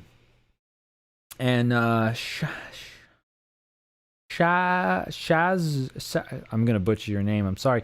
Shazreen. I think I got it. Asks, have you tried the jumper T-lite? No, I have not. So as we'll recap here because I know I've been streaming for like a couple hours now, so I can't expect everybody to be like, I've watched the entire thing. That would be kind of silly of me. So anyway, but I did mention it at the beginning of the stream. But let's go back to that. So the jumper T-lite right here, which is funny because every time I say that now, I think of those little candles, the little T-lite candles. Yeah, really funny. And now you probably will too. You'll think about those little candles every single time. Let me make this larger so you can actually see it. Oh my goodness. There we go. Bam. Okay, a little bit larger. So the jumper T-lite, okay, I don't have one, so I'm not sure, like, I can't really say for sure how if I would like it or not. I've looked at some reviews. I haven't actually sat through like the entire review though, just to be honest with you. But here's the thing, bottom line, between the FlySky i6 series of radios and the jumper T-lite, the jumper has more capabilities and features. It has more channels. I guess it has Hall sensor gimbals, which I'm not even sure if the TX. I don't think the TX12 has those. So I guess those are better, but like practically speaking, especially if you're a beginner, I'm not really sure that those would necessarily be like a night and day difference. But I don't know. But that's beside the point. But it does technically have better gimbals. It has multi-protocol. It's small. It's compact. It's gamepad style. If you like gamepad style, I saw Nick Burns in his review. He said he does pinch with it, and so it seems to work okay for him. I think that's what he said. And you actually can put you can put a module in the back, but I can't remember if it's a JR module or if it's like one of those smaller like Crossfire modules.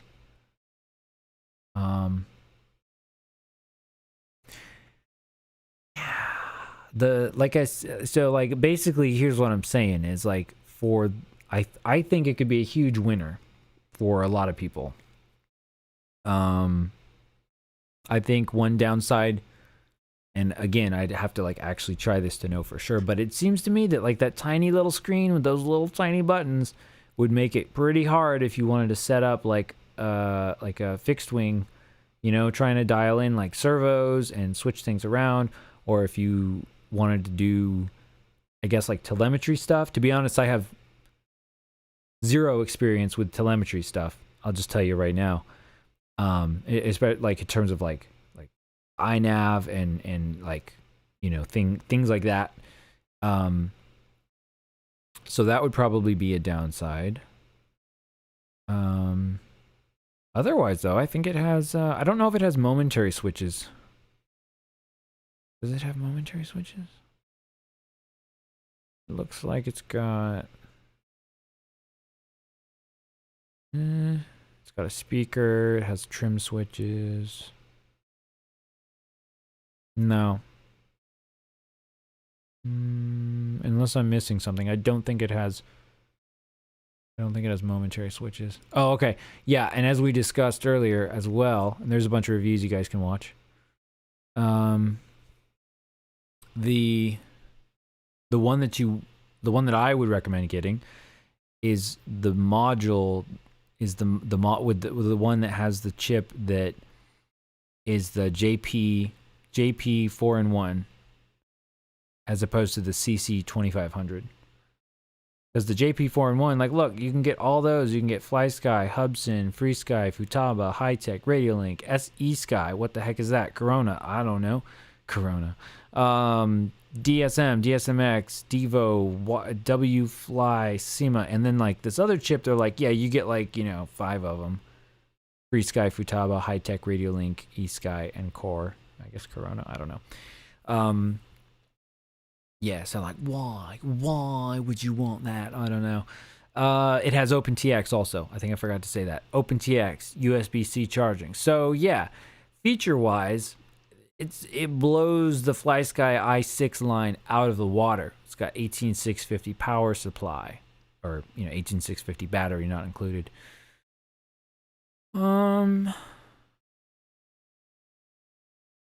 Oh, yeah, okay. Supports Crossfire Nano. Okay, I'm not super familiar with Crossfire, but it says it supports Crossfire Nano. Isn't that the full Crossfire? Oh, what is that? Is that the Ghost module? It says Ghost on there, I think. Let's see, XJT. Suggested, blah, blah, blah, blah, blah. Ghost, okay, Ghost Lights. Oh, Ghost Light. I didn't know there was a Ghost Light. What's the difference between Ghost Light? I'll have to look that up. Sometimes I have the same questions as you guys. Oh, what's this? You can put a little screen on there? Say what? I actually didn't see that before. Reserved holes. Interesting. Foldable FPV monitor holder coming later. That sounds like a great little 3D printing project. Full-size adjustable hall sensor gimbals. I mean, I'm not gonna lie. It looks pretty great. Looks pretty great. Sorry, I've been ignoring the chat. Let me get back to there.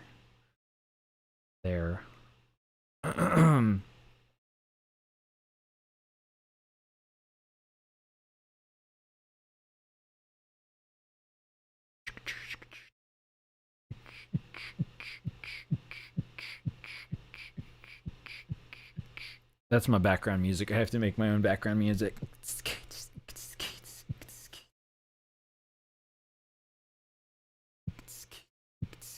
Except I think it's not showing up on the mic properly. Anyway, okay, so let's see. Dave says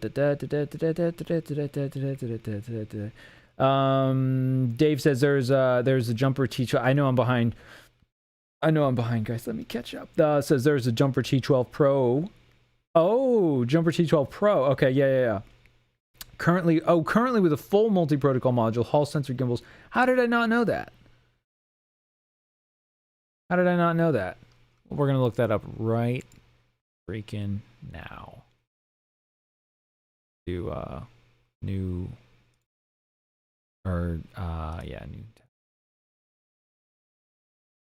So let's see here. This is not actually what we're looking up, but there's the old i6, the good old i6. Oh yeah, so as far as the price with this multi-protocol module, the good one, it is $75.99, which is pretty dang amazing, guys. I mean, that's woo. I remember when I first got into the hobby, I paid like way too much for a DX6i, a Spectrum DX6i. I think I paid like $100 for it. I think there was maybe like some other stuff. I got it off of like Craigslist or something.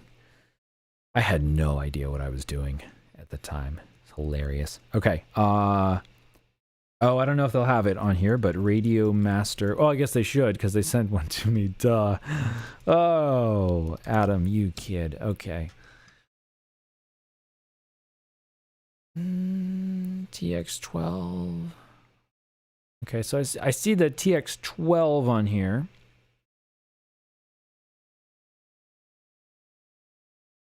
There's a T8 Pro.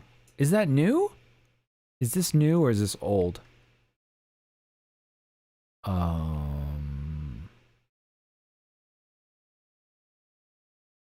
That's funny. That looks a lot. Ew. That looks a whole lot like the T-lite. Am I incorrect in thinking that that looks a lot like the T-lite, except this actually looks almost worse, but it's interesting because they took the screen and they made the screen foldable. It looks like maybe a little bit larger screen. So it's like the T-lite, but it's like the folding thing on the T-lite. This one is, holy smokes, wait a minute. $54.99 T8 Pro. Okay, because so Dave said there's a T12 Pro or TX. No, oh, I'm sorry, Jumper. Okay, my bad. Jumper T12 Pro. Yeah, but is that still available? Do they still make it? Because I think I was looking around for that and it wasn't showing up. But anyway, let me try and get through the chat here so I can answer you guys. Makerspace, hello Makerspace, welcome. What a great name, Makerspace. Makerspace has a question. What is your question, Makerspace? And you may have already asked, but I'm getting to that. I'm getting to you. Dave says Jumper T-lite uses the full 4-in-1 module and uses the... Yes, that is true. Full-size Hall sensor gimbals. TX12 has potentiometers. Yes. $65, really? Yes. But again, that was 65, or I'm not sure which one you're talking about, but yes. Makerspace says, is it okay to run my 5-inch without a VTX? Yes, it is definitely okay. What kind do you have? What model? Makerspace says, since I broke one of the capacitors off. Oh. So you broke one of the capacitors off, like off of the main board. So let's see here. Yes, I'm reading the chat. Yes, it is okay to fly without it burning. I mean, sorry, I was reading and talking at the same time. Yeah, if you're okay, so tell us what model it is, like what brand. Oh, you did? Okay. I see that. Sorry, I'm all over the place. Makerspace bought the Wizard X220S and broke the VTX board. Okay, broke the VTX board. Which one should I get? Should I just replace it with the same one? Okay. So it was, let's see. So it says so you just want to fly line of sight. Dude, I'm reading this backwards. I should really not read things in reverse order. Now I lost it. Okay, but I'm getting there. I really am. I am. And then we're going to get back to the jumper thing. Basically, yes. If your VTX is broken, you can unplug it from your quadcopter and everything should be totally fine. If you have a capacitor connected to your quadcopter, like usually to where the battery plugs in, that main connectors there, it's probably okay. I mean, capacitors are kind of there for a reason, but they're especially there for the video transmitter. But basically, yeah, it's okay to unplug the video transmitter. You just won't be able to use your video feed, basically. I hope that helps. Let me know in the chat if it does. I really got to read this, get like better at reading this chat thing. Oh, wait, let me move that over here. Oh my gosh, that helps so much. Wow. All right, Bruno's out of here. Okay, and Bruno. Okay, Bruno, yeah, if you emailed me, I think I'll get the links, but links won't show up on the chat, just so you know. And links don't usually show up in the comments as well. They'll get flagged. Or the comments of videos. But cool. Thanks for hanging out, man. And we'll see you next time. Let me see here.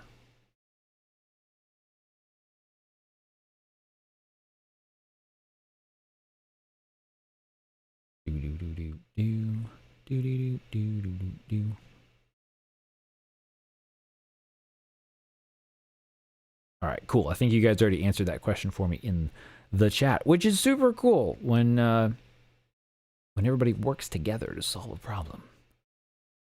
Okay. Yes, the chat does lag, I think. Or I think it lags. I don't know. I think it just lags. So, yeah. Let's see. So, Dave says it's out of stock at Race Day Quads. The T12 Pro was just in stock. Okay, so maybe they're just making...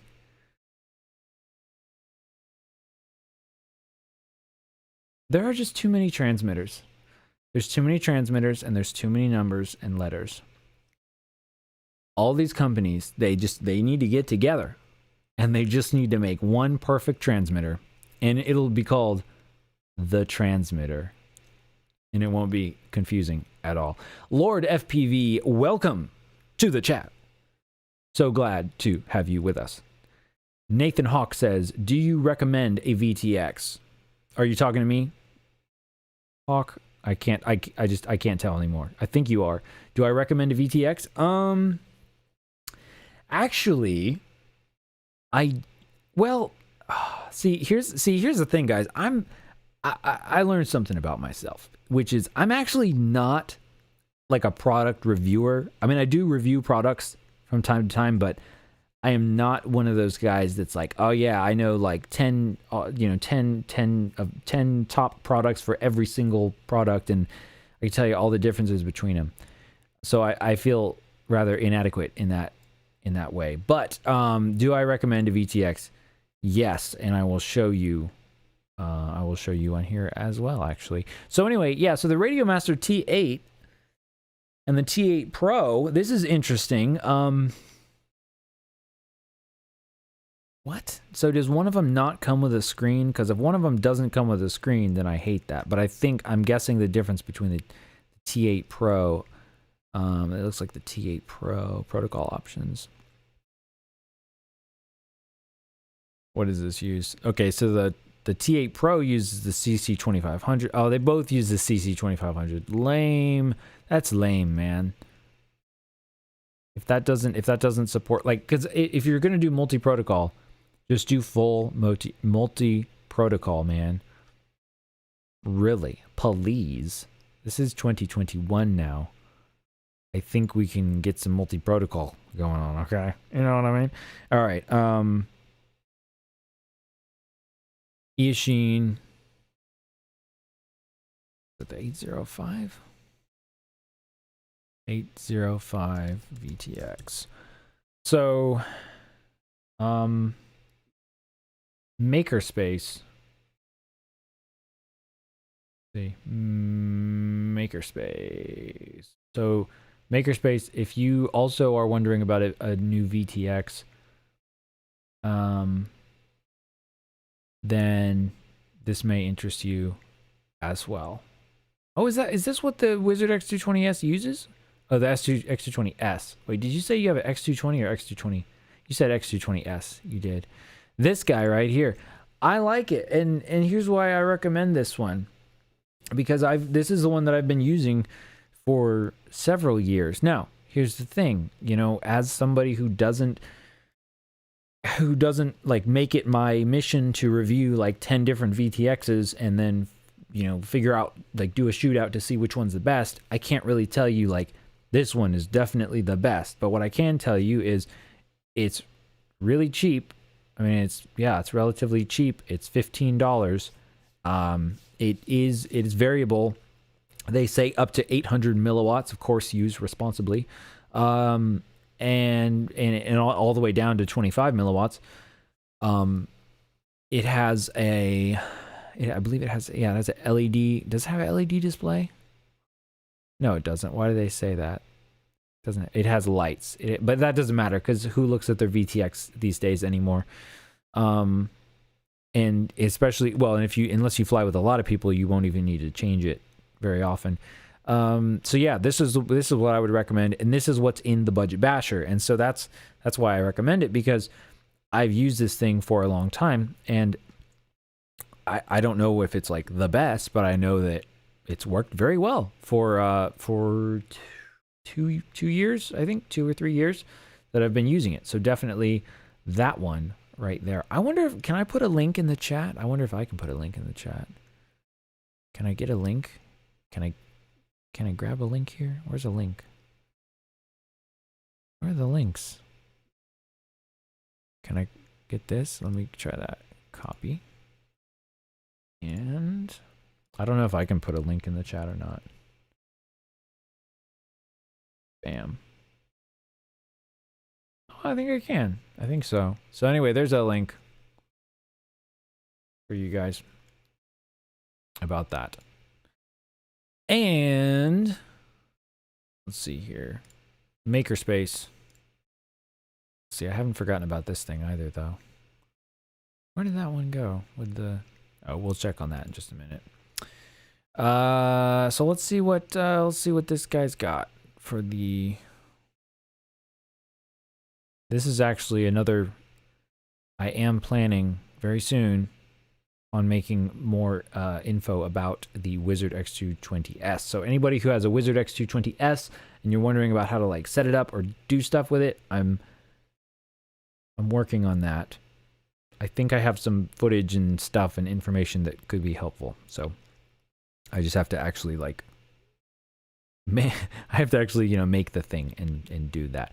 So anyway, let's see. It has a A8S receiver. Oh yeah. It does not, yeah, it doesn't give the actual model. Doesn't give the model. I'm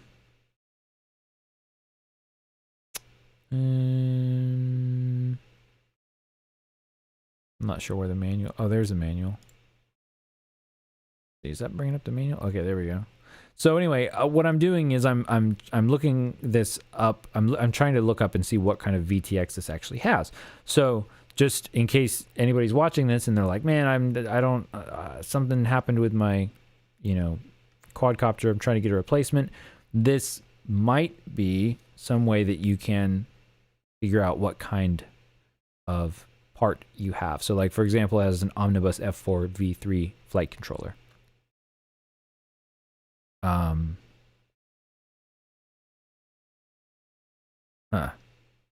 Doesn't really seem to say the exact model number for the VTX. 72 channels. Man, that's a lot of channels.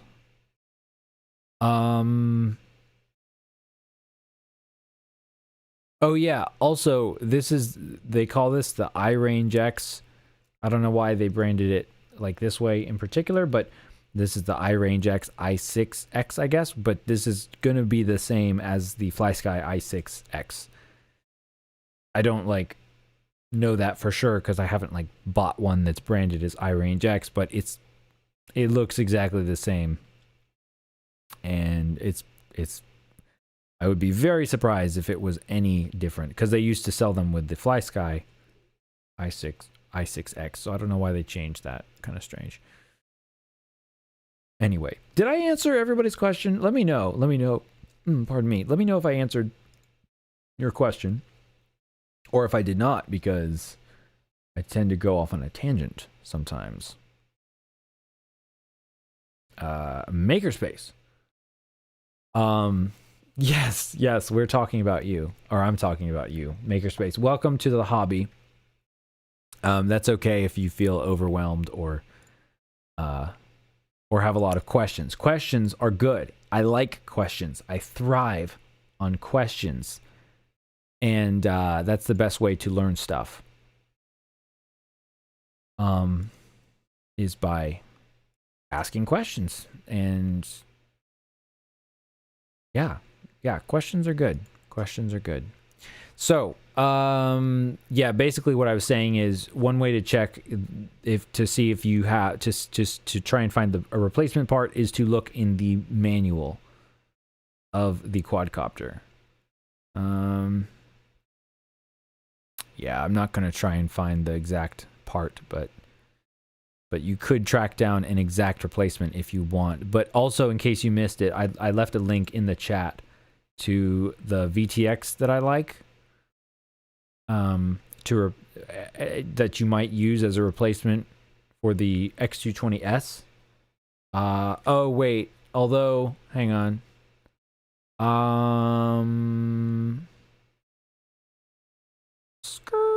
Oh, what's this guy right here? Well, anyway, and I recommended that because that's what I use in my budget basher, which I've been flying for a long time. Holy smokes, look at the heat sink on that baby. Wow. Look at that. That is some kind of like crazy Batman armor stuff on there. What's so special about this guy?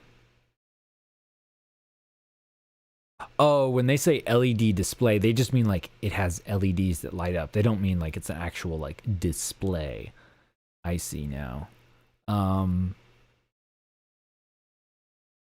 Okay. It looks like it has the same stuff. Oh my goodness. No, never mind. It goes up to 1600 milliwatts. That's 1.6 watts.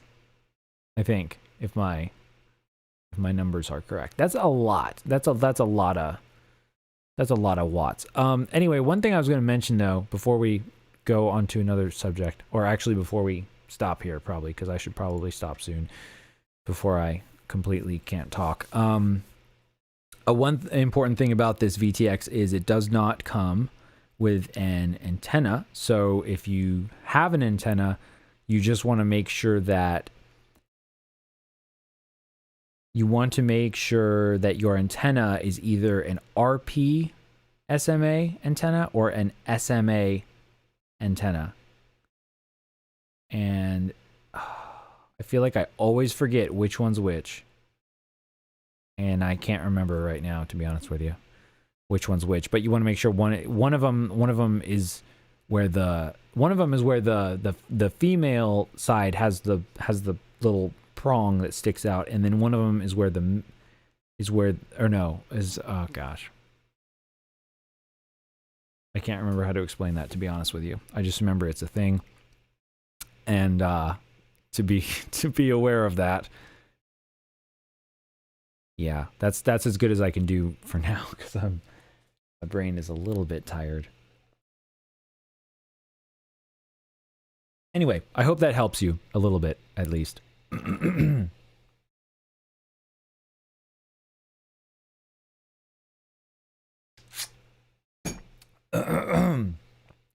FPV, welcome to the hobby, by the way. Or I think you said you've been flying about 2 years or something. But that's still, I mean, I can say that if I want. Welcome to the hobby. Says question. I have a question. When you fly, do you look at milliamp hours or voltage? I look at voltage. Is what I do, and that's because my understanding is that, well, there's a couple reasons for that. One reason is because it can be difficult to get an accurate reading for the milliamp hours used, or remaining, or however you look at that. And then the other thing is, it could change based on the type of battery that you're flying, like how many milliamp hours were drawn out of it, or like if you, like for example, if you fly a 1600 milliamp hour battery. Actually, those aren't very common. Let's say you're flying a 1550 milliamp hour battery versus a 1300 milliamp hour battery. You would have to pay more attention to like how many milliamps you've drawn or how much there's less. So like that's why I say that. So I look at the voltage, and I will give you an example of that in just one moment. And makerspace, yes. So this is a VTX. Let me put it this way. This is a VTX that I would recommend. I'm not exactly sure.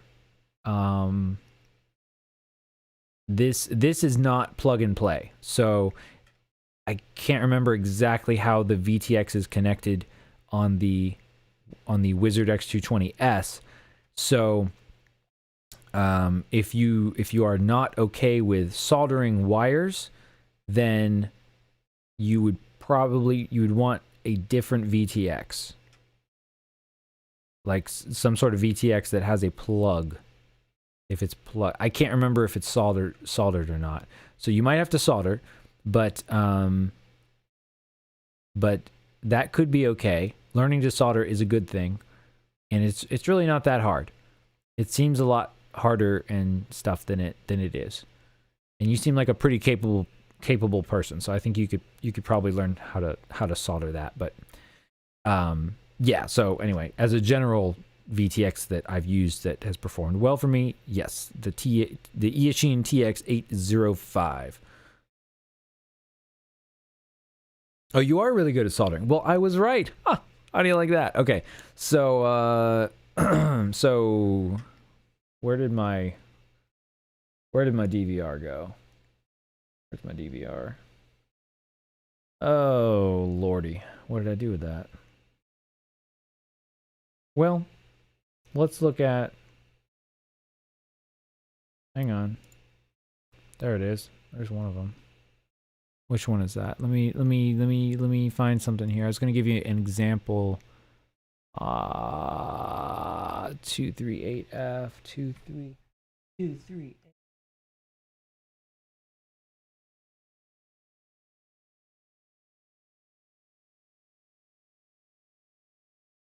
Okay, so just for funsies. Okay, that's not a fun video at all. Never mind. Please stand by.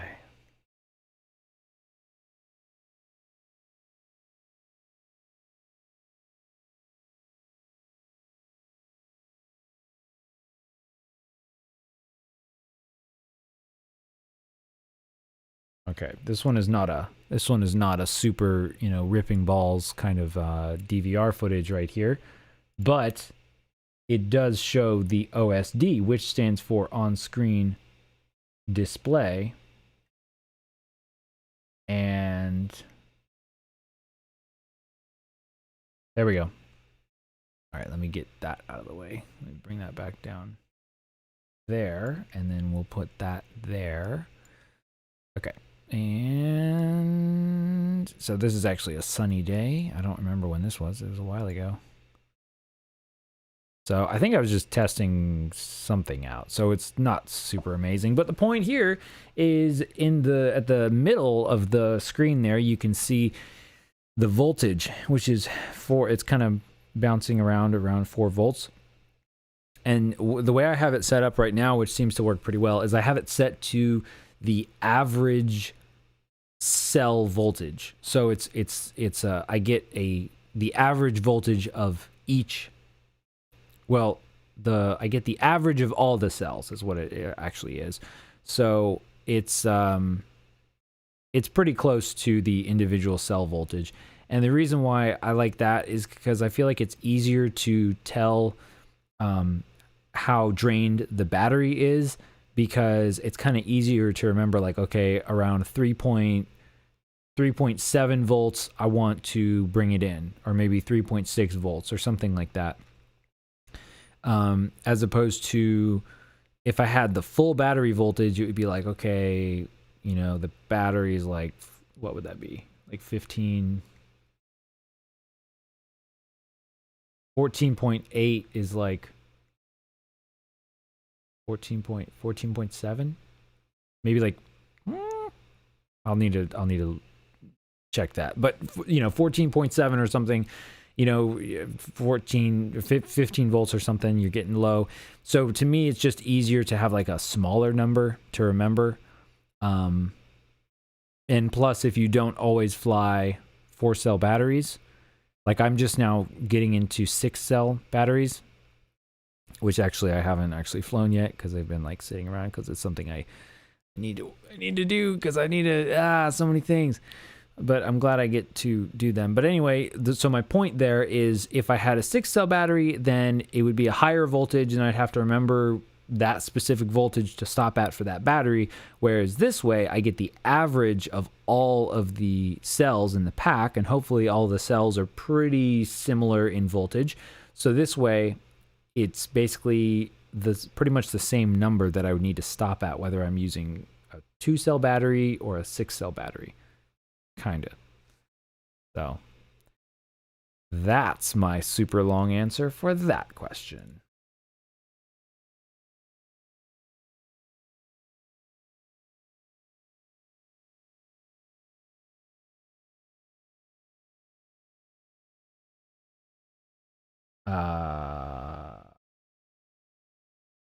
And Lord FPV says 1300 I fly 1300 I fly to 1000.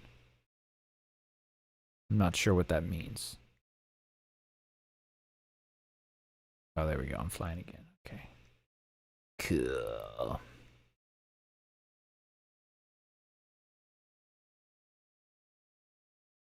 Oh, Redneck Setup, welcome to the chat. You said something about Banggood, and that reminded me that somebody else asked me a while ago if I bought from Banggood straight from China. Like, I guess how that works out. I have, or like this when they send me things, when they do send me things, which is not that often, but like that radio, it takes a long time. It takes a long time to get here, and well, also this year hasn't exactly been normal for shipping stuff, but I would say I've had a mostly good experience with that. Like, it does take a while. It can take a while if it's coming from China. Whenever I buy from Banggood, I try to just buy from the US warehouse for sure, because then it will get here within like a week.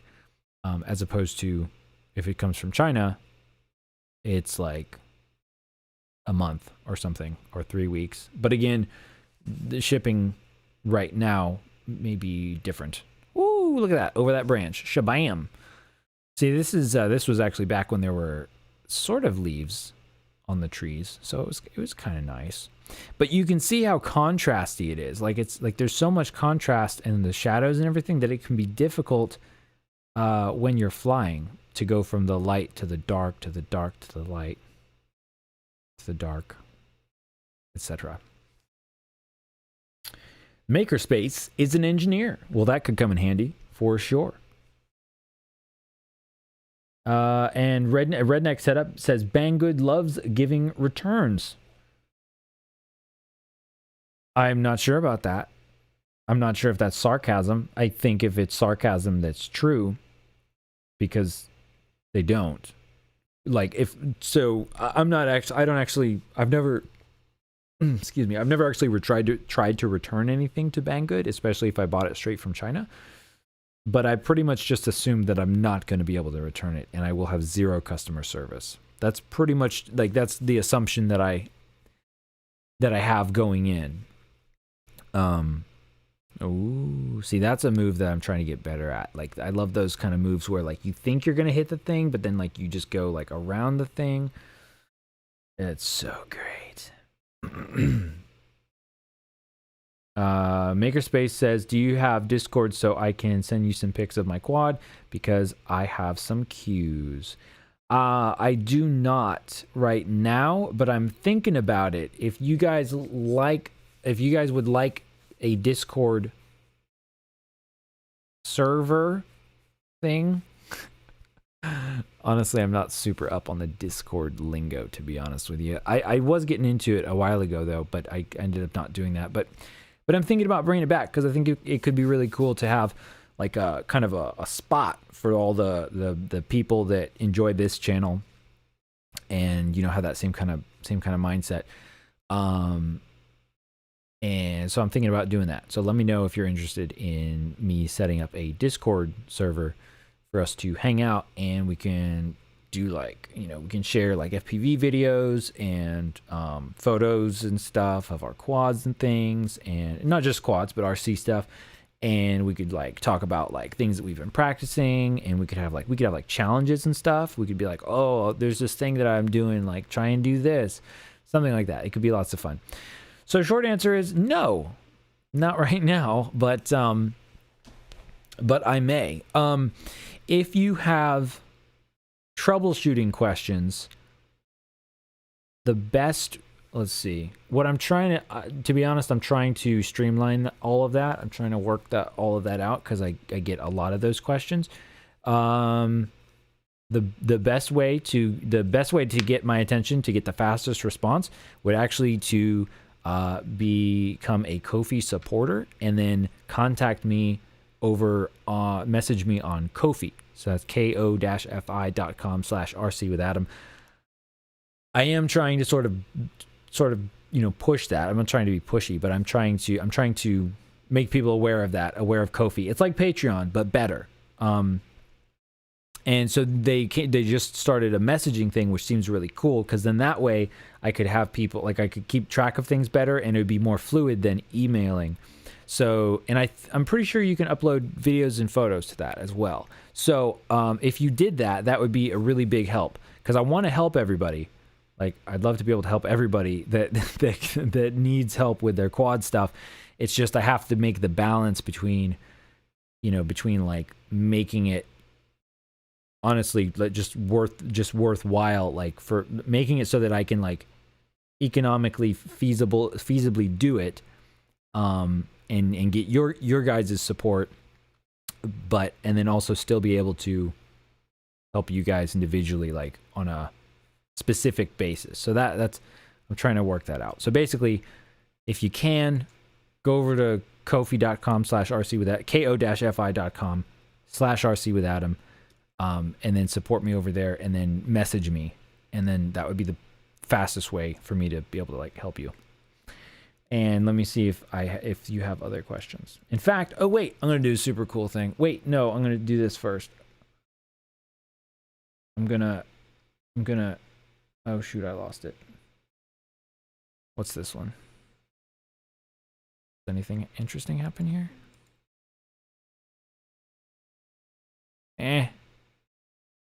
Not sure if that's very interesting.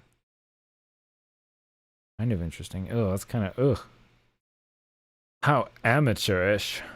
My goodness.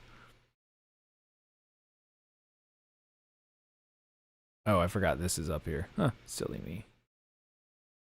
Me so silly. Okay, so okay, so this is my Ko-fi page right here. So let's see, is that showing up? Yes, it is. So you can donate. In fact, oh look, so you can do. I say buy me a pack of props, because normally it's buy you a coffee, but I'm like, I don't need coffee, I need props. So anyway, you can do like $3 or a monthly amount. I'm encouraging monthly supporters. In fact, if you want to support me monthly, then I will put your name in the credits. And I'm trying to come up with more perks and benefits for you guys that make you more interested in this, and then also more worthwhile for you, because that would be super cool. But anyway, let me how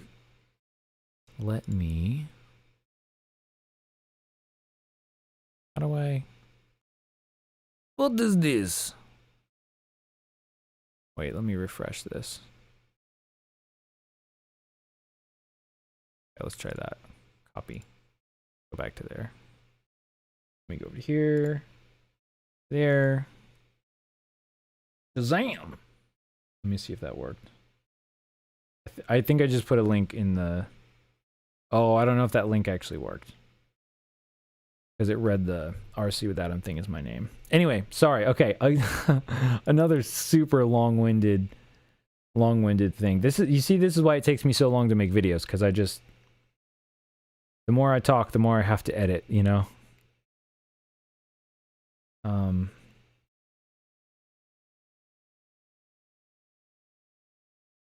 Let me see here. I'm checking the chat.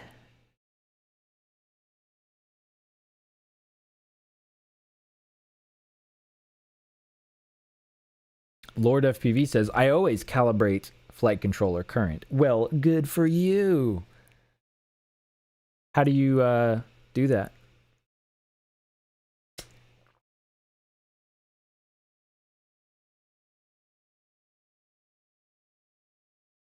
In fact, that's probably something I should probably do.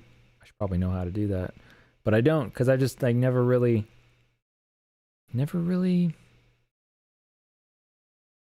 cared for that.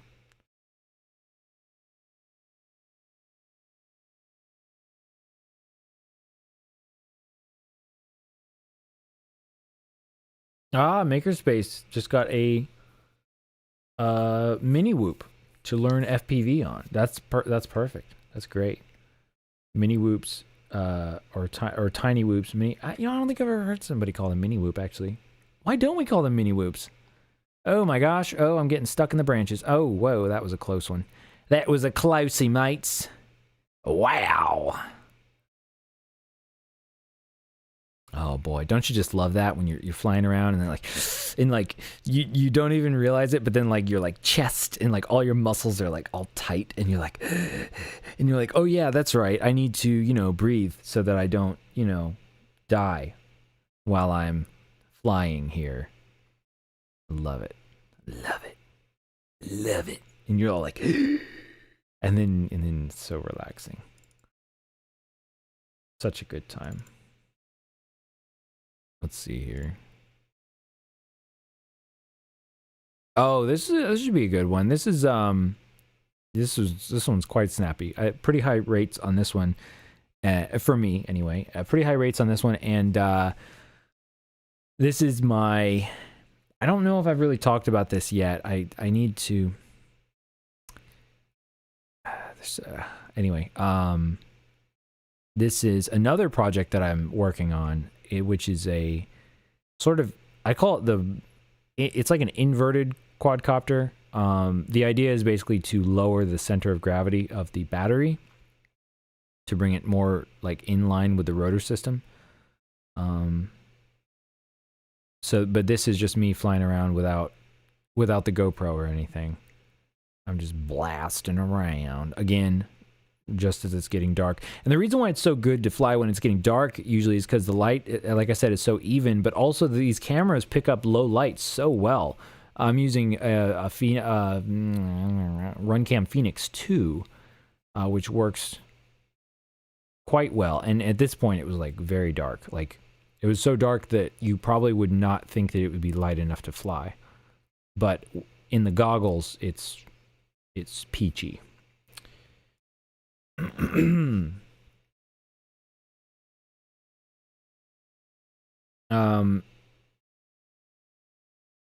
Oh dang. Like after 10. I didn't realize that. Wow, time flies when you're talking about flying things. Oh, great pun. Makerspace asks, why does the video look so bad? Is that what you really see? Yes, that is what I see. And this video in particular, I'm not sure which one you meant exactly, but this one looks bad because it's like really dark outside. So that's why it looks so bad. But yeah, the video's trash. I mean, let's be real, guys. The video, compared to today's video standards, is trash because it's this analog video. And yes, you can get pretty good analog video, like, if you have a good setup, especially in terms of like being clear and not, staticky and stuff. But it's still, compared to digital, which I have not flown digital, but I've seen people fly digital.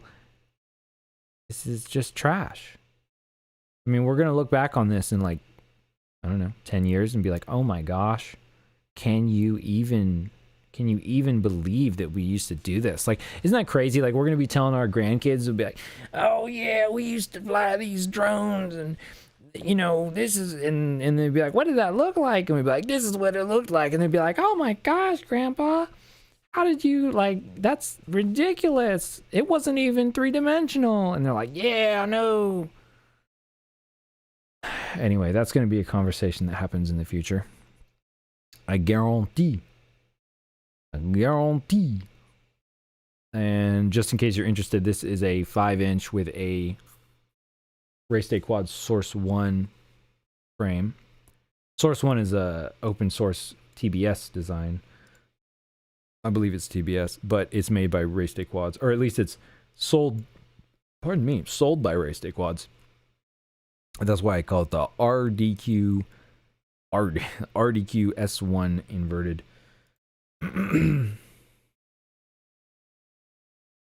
Did I miss something? I feel like I missed something here. I'm trying to catch up in the chat.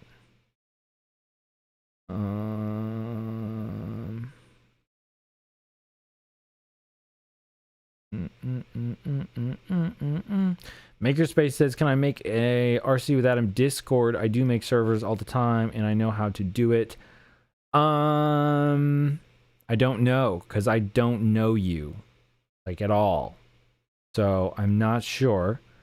But, thanks for the offer. I'll think about it. I'll think about it. Timothy Nelson. Sorry, it took me a little while to answer that, but Timothy Nelson says, Mr. RC himself. What's up, bro? What's up? Timothy Nelson. Welcome to the chat.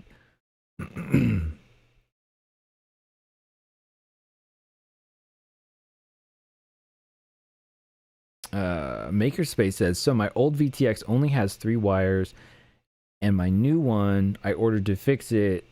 I do not know how to set it up. So my, wait, let's see. So my Makerspace channel is all about making stuff, but I don't know if I should post videos because I don't think anyone would watch them. Do you have, wait, but if you have a channel, then you already have videos. I have a channel called Drone 101, and once I get my new mini whoop, I want to post stuff on it. You know what? I would say, okay, I am responding. Okay, it takes me a little while sometimes because I'm slow in technology and stuff. Yeah, are you just asking if you should post stuff? You don't think anyone would watch them? Well, I know there's a way you can guarantee that no one will watch them. You just don't post them. And then you are guaranteed that no one will watch them. But, you know, I mean, I would say that you also have to ask yourself, do you want people to watch them? Or why? Why do you want people to watch them? That's probably a good thing that every channel person should ask. No.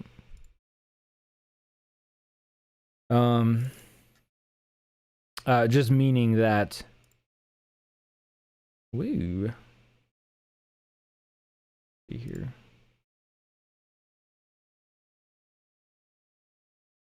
Oh, yeah, we could put this. Let's put this on here. So anyway, just meaning that.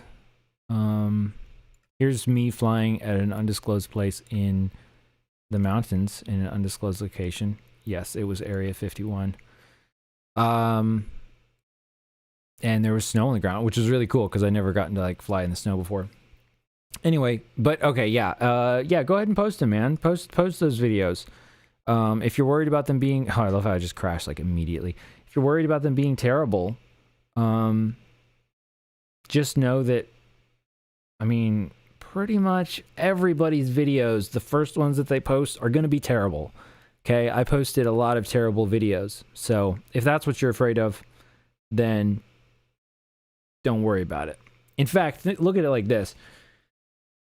If you're, well, unless you think your videos are just amazing, which could be a little bit arrogant, but maybe they are amazing. I don't know. But let's say for most people, they are, for most people, oh shoot, did I just end that? Where did it go? Where's my pointer? I did. That was a really lame video. For most people, it's a funny dichotomy because it's like you're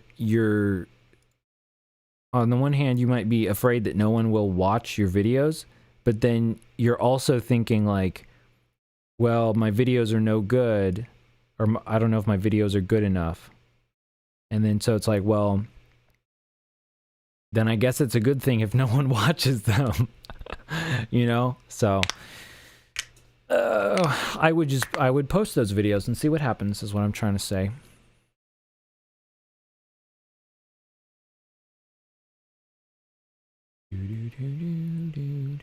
And also expect to not get it right for a while in terms of making videos and stuff. You'll get it better as you go.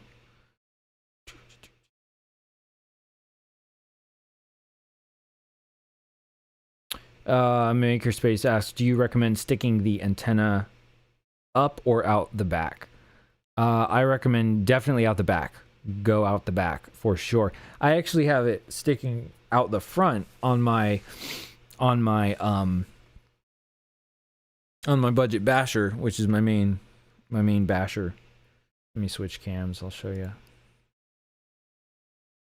So I have the antenna actually sticking out the front right there. So that's that little tiny antenna, which honestly I may have damaged, and that could be causing some problems. So I need to inspect that and possibly switch it out. Man, I wish they made antennas with longer wires. I mean, I know some of them do, but like I wish as a standard thing, I wish that was like the antennas were longer. Come on, guys. But anyway, yeah, that's that little iFlight Sigma antenna right there. And also, just in case you are buying antennas, keep in mind that you do need to make sure that your antenna, your VTX antenna on the quad matches the antenna on your goggles in terms of what they call the polarization.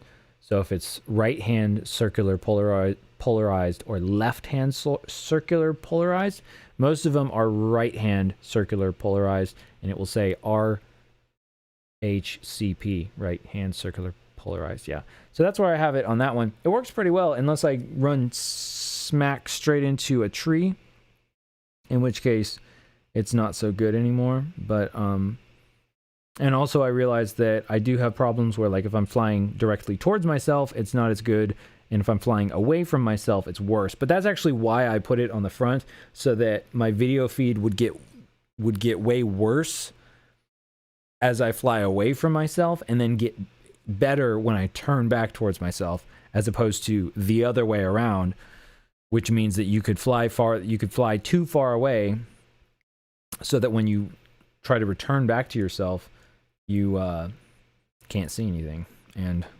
well, it's a lot better if you can see something when you're flying. You know what I mean? You know what I mean? All right. Man, I'm glad I have all this DVR footage. It really kind of, I don't know, it's something to watch, I guess.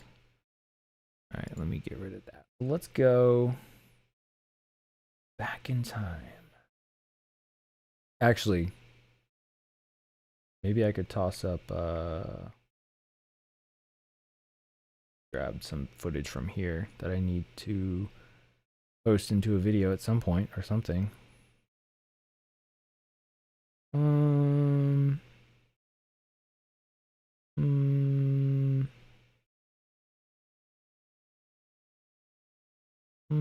Oh, you guys want to see some sneak peek footage? Let me see if I can bring it up here. So,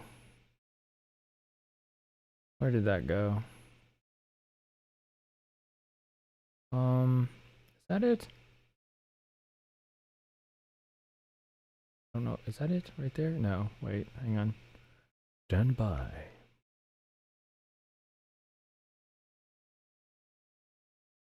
So this is some footage. I was just trying to get some B-roll here, but this is some footage of the, I'm not sure what to call it, actually. Kind of like the upside down quad. So the idea here is that you see where the props are in relation to the battery. The props would, kind of cut through sort of the middle of the battery, and the electronics are underneath. So it's basic. It's kind of like I took a quad, turned the quad upside down, and then flipped the motors onto what is now the top of the quad, which used to be the bottom of the quad. And compare that to my budget basher right here. You see the propeller blades are actually like a ½ inch or so below the battery. Kind of, it depends. Yeah, probably about a ½ inch or something below even the bottom of the battery. So you have all this weight up top, compared to on this quad. Theoretically, the weight is more even, is all closer together, so it's not as spaced out. Now the tricky thing is you got to make sure that your battery doesn't get cut up somehow. So you got to make sure it's like strapped in good and in the middle, and it's not too big of a battery and all that kind of stuff. So I don't know if this is like a groundbreaking thing or whatever, but just something that seems like it might be interesting. So I need to fly this more. I need to make a GoPro mount for it actually, because I don't have one right now that fits. So I need to make a GoPro mount and then try to mount a GoPro. Pardon me. The tricky thing is that the GoPro is so wide and it sticks out, so it kind of gets in the way of the propellers. This would be a perfect example when you want that blocky, like a little cube form factor of the RunCam 5.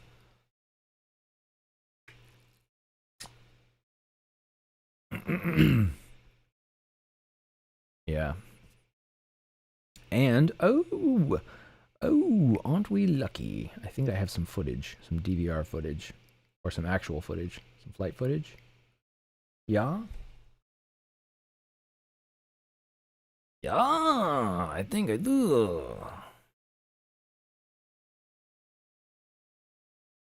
Let's get rid of that guy. Oh, hot diggity. I do. Let's see. And I think it's actually slow-mo as well. That's another thing about the GoPros that are really great. The slow-mo is really awesome. Also, if you really want to improve your if you really want to, it looks dark for some reason. I must have had too dark of an ND filter, probably because I smashed the other one. Yeah, if you really want to improve your GoPro footage, get an ND filter and shoot in a flat color profile, and then color it later, color grade it later. I use DaVinci Resolve, which makes a gimondo difference, because then you don't get like too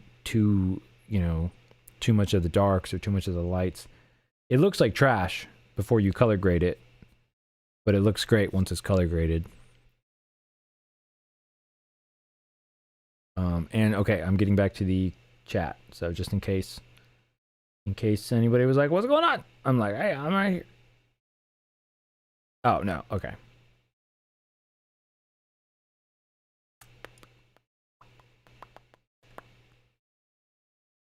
Makerspace asks, do you have 3D printers? Yes, I have 2. In fact, they're right behind me. You have more than one drone? Yes, I have 3, I think, that actually work right now. Is this drone good? I ordered it today. Wait, what drone do you have? Tell me the name of the drone. Tell me the model of it. Something's wrong with my mic. No. Check 1 2. Check 1 2. Check 1 2. Oh, don't be playing with me. Well, anyway. Oh man, don't you just like? I just love that. I love that smooth footage, the slow mo, because I feel like it's just such. And that's what's so cool about the FPV is like you can have that wicked, that wicked fast, crazy flips and rolls and stuff, or you can have like just chill, just like enjoy the scenery, and you get to see the stuff, and you're like a bird. Like a bird flying through the air, so nice.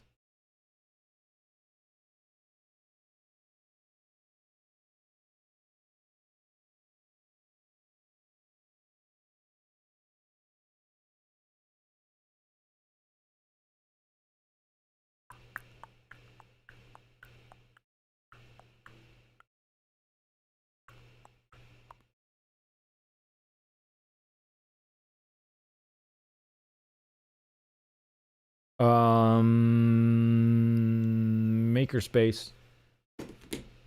You said you sent me the link. Wait, where did you send me the link? Did you send it to me on Ko-fi? If you did, I haven't seen it yet. But also, if you email it to me, I have not seen it in the email either.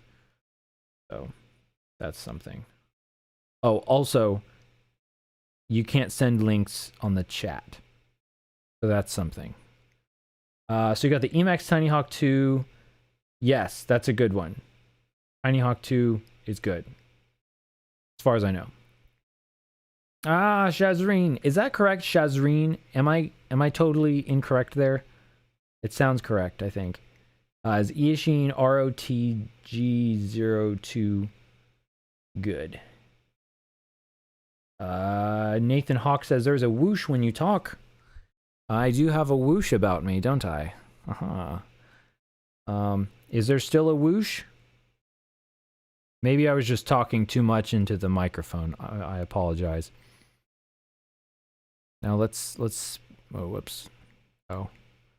Okay, nothing really interesting happened on this one. I think I was just kind of playing around with that. All right. Well, anywho, we'll kind of wrap it up here in just a little bit. So I do want to cover this. I don't know if we came to a consensus about the transmitter thing. I think maybe I did. Maybe. Basically, the T-lite looks pretty good. I would say it's definitely worth a shot. Overall, better than FlySky, as far as I can tell, based on features. But it does cost more. But it kind of just depends on what your budget is and if you actually plan on using those features. Did you get the Freestyle or the Tiny Hawk 2? Is this the one you got? Or did you... Wait, do they have... Why don't they make a Tiny Hawk... Okay, they do. Never mind. Wait, no they don't. Do they? Tiny Hawk 2. Ready to fly kit. Oh, man. Yeah, this is what I wish I had gotten when I first started. Is this what you got? Emax Tiny Hawk 2? I guess maybe not the kit. Bind and fly. You got to bind and fly. So, bind and fly. You got that one right there.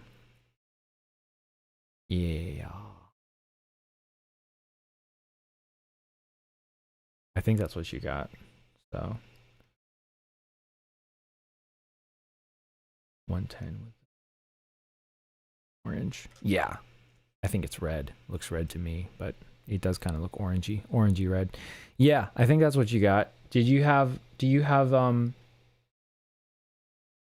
and so that's just the drone itself. Do you have a transmitter and goggles and stuff? I think you said you did.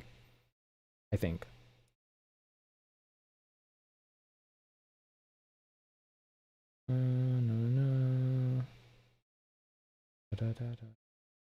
No. Nathan Hawk says, bye all.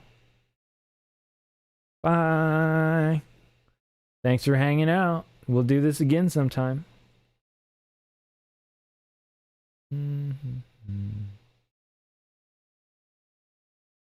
All right, so let's see here. So if you... Okay, here's a really important thing, Makerspace. If... And this is something that really annoys me about the Emax Tiny Hawk. This will not work with your FlySky i6, just so you know. So your i6 transmitter will not work with the Emax Tiny Hawk 2 as it is, because let me make sure, or make sure I'm correct here. So this uses a Emax SPI receiver. Can't remember the exact details of what SPI means, but I think it's, well, let's just say it's built in. For now, yeah. But anyway, it's FreeSky. So it's actually FreeSky D8 mode is what you would need to use. So like a FreeSky brand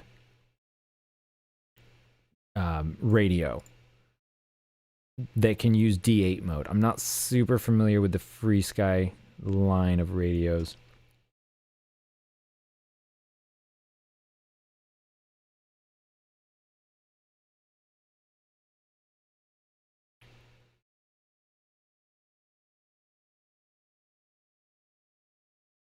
Okay, so and you got the EV100s, the 100 goggles, and the Eachine EV800DM. I think the 800DMs. Do you like the 800DMs, or did you order those? Because I think those ones are good. I think I kind of recommended those at one point, even though I have not tried them. But I think those are the ones with like the adjustable focal length, if I'm correct. Yeah. So yeah, that's a bummer if you can't return it, but I mean, so on the good side, the good thing is you could add a receiver. So I've done this. I have a video on how to add a little tiny receiver to the Tiny Hawk, the Tiny Hawk S is what it was. So go look up that video. That would probably help you. So you can buy a little tiny FlySky receiver. I know it's kind of it's lame because it's like it should just work, you know, together. Shouldn't have to do that. It's annoying, but let's see which receiver would work best. FlySky receiver. I think I used, what did I use for that? What did I use for that?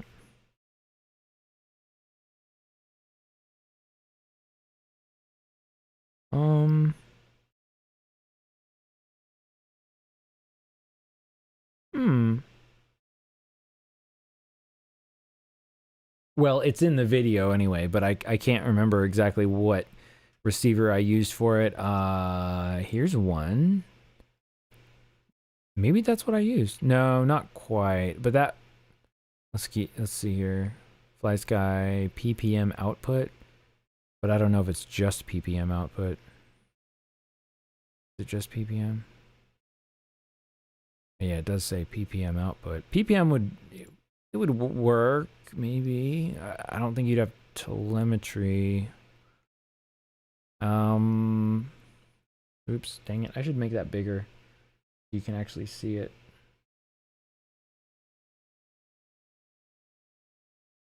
There we go. Okay, sorry. Yeah, here's one. I think this one might be small enough. I've looked at getting one of these because this looks interesting. I don't think it has RSSI built in, which is tells you how good the receiver strength is. But it does look pretty simple though, easy to solder probably. So you could use one of these. What you want to look for is that it says, well, that it says FlySky, but that it says AFHDS2A. That's really ideally the kind of protocol that you want. That's the radio protocol for FlySky. AFHDS2A would be ideal. Then there's like some other ones. Is it this one? I have not used this one yet. Can you do? This is PWM. Can you do? You can probably do PPM. You probably can't do. Oh, it's PWM only. Oh, I have this receiver, but I have not used it yet. I need to use it for sure. But yeah, basically some micro receiver is what you would want. What did I put in there? I put the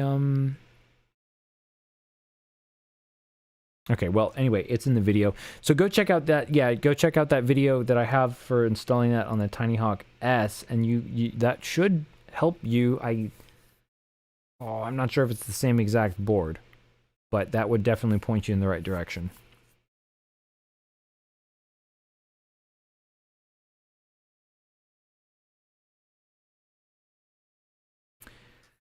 Makerspace says, what small drone simulator would you recommend that can, let's see.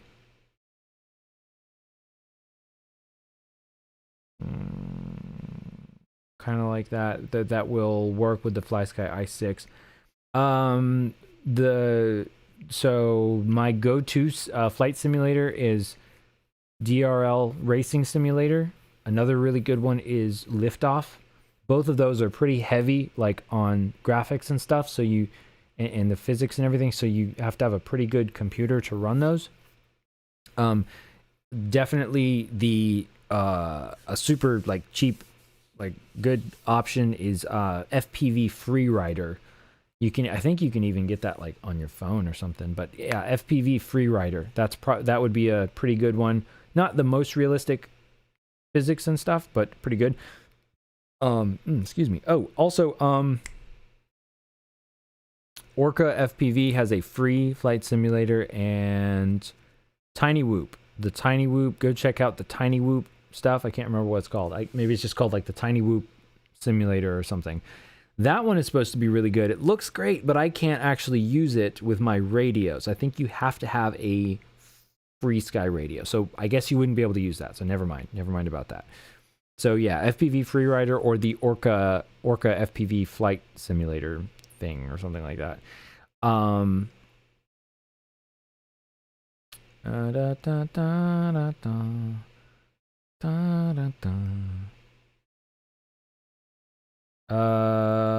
Makerspace asked, with the Emax Nanohawk, have I, is that a new one? Bind and Fly, 65 millimeter. Let's check that out. The Nanohawk. Emax Nanohawk. See, that's what I'm saying. There's too many new products and stuff coming out. You know what I mean? Like, come on, man. It's like you can't even, I mean, really, even for the consumer, there's too many. Yeah. Oh, wow. Whoa. Look at that guy. Okay, that's definitely more of a racy kind of thing. It's got the vibe going on. It's not totally enclosed. Looks like it would be pretty effective in terms of bumping off of walls, but definitely not as like sort of safe, air quotes. Well, I don't know why I need to air quote that. It's not as sort of safe and protected as the Tiny Hawk, but it looks faster. What is that, a 2? No, it's a 1 cell. They give you extra leads. That's kind of interesting. Anyway, but the problem, let me see here, is, so see, they say bind and fly. They don't actually say what it binds to. Yeah, so once again, down here on the, it says onboard receiver, SPI RX compatible, FreeSky, so FreeSky, not FlySky. And really, I don't think Emax has any FlySky compatible products, or at least not the small quadcopters that have a built-in receiver. So yeah, so no, this would not be a good one if you're using FlySky, unfortunately, which really is lame. You know, it really is pretty lame. What's that one? If you want, I mean, we'll see. I'm not super up on the latest because, like I said, I'm not a reviewer. So, but what is it? Is it the Mobula 6 or 7? Is the 6 newer than the 7? Because that would be very silly if it was, but I feel like it is. No, that shouldn't be. That shouldn't be correct. Mobula 7. Mobula 7 V2. So what's cool about this one, the Happy Model stuff, they do a lot of FlySky stuff as well. So you can do, actually, I guess it is just FreeSky and FlySky. Oh, and DSMX as well. So you can get the basic version or the standard version. Kind of funny how they label those. I'd probably get the standard version. I think it comes with a better charger, I want to say. Something like that. So there's this guy, which I guess it's not quite as small as the Tiny Hawk. I love those Tiny Hawks, but you'd have to wire in your own receiver and stuff, which can be a big pain because when you're working with really small electronics, it can be very frustrating. So probably I would say it'd be better to get something that you can just pretty much, well, bind and fly, like they actually say. So maybe check out the Mobula 7 V2, as well as I'm sure there are lots of like others that are similar, but this would definitely be a good starting point.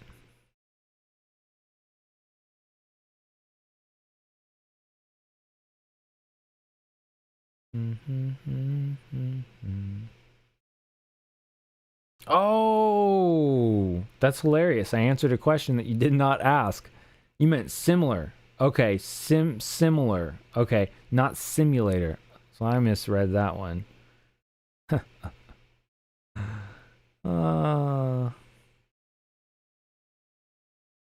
That's funny. Bruno, I'll check your email. Okay. And then I think and then Shazreen said Mobula 7. Probably before I even looked it up.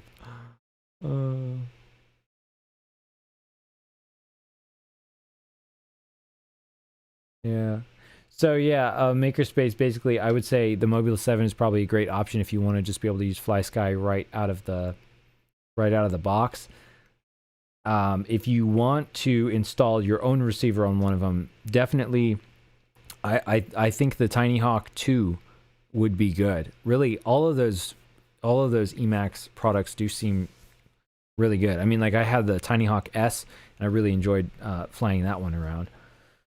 So, or maybe you want to check out my video on installing that one on the Tiny Hawk S to see if that's something that you would want to do. And then get probably the Tiny Hawk 2 or the Tiny Hawk 2, which one is it? Because they make like the more racing one, but if you're going for indoors, you definitely want prop guards for indoors for sure.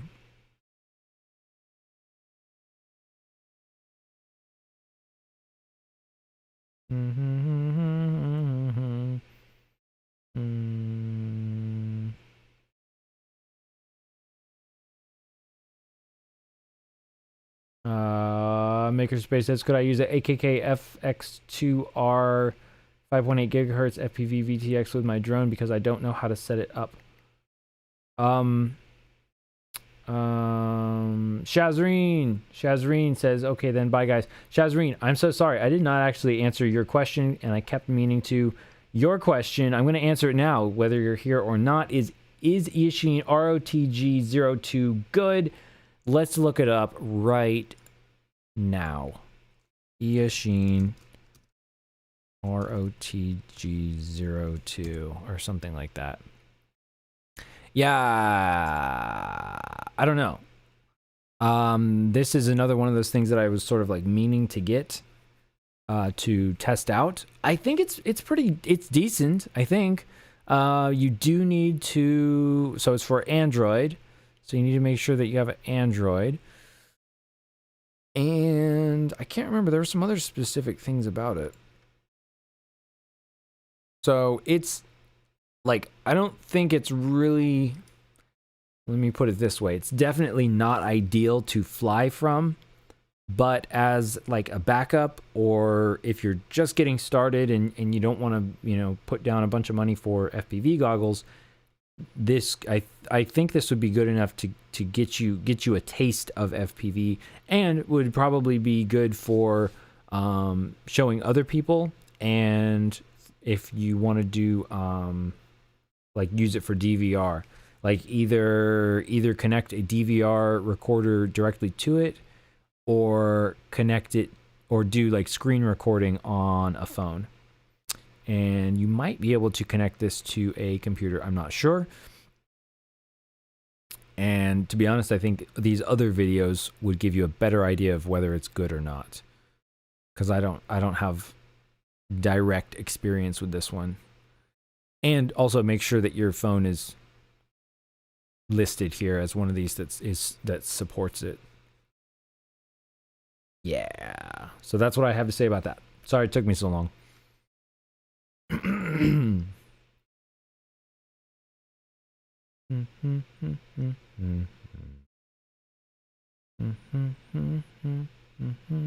Yeah, I know. Amazon, quad stuff is expensive on Amazon. It's like oddly expensive. Certain things. Some things are cheaper, but like generally, Amazon is not a good place to buy hobby stuff. Some stuff.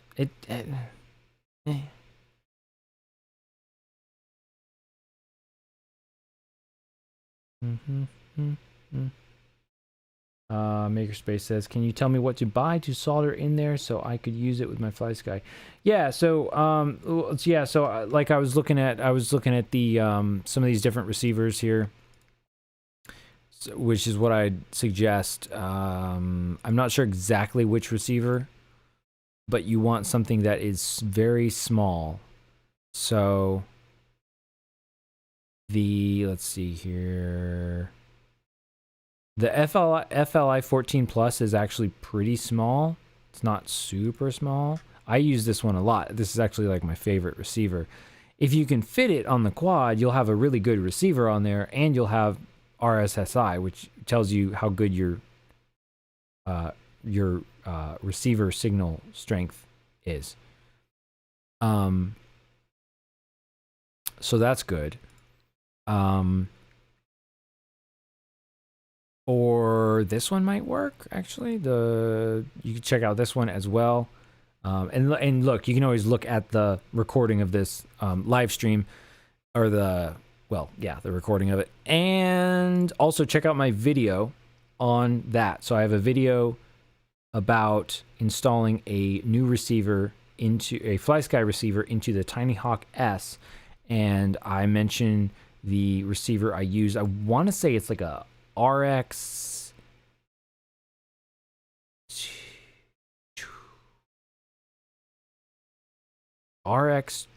Pro or something. Yeah. Yeah, I don't remember.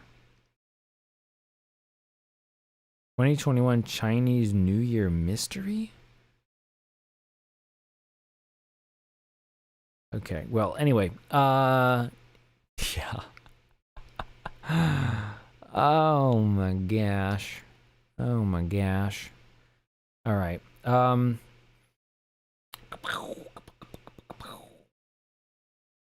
Yeah, so definitely, yes, check those out. The RX2A FS. Oh, yeah. RX2A Pro V1. I think that's what it was.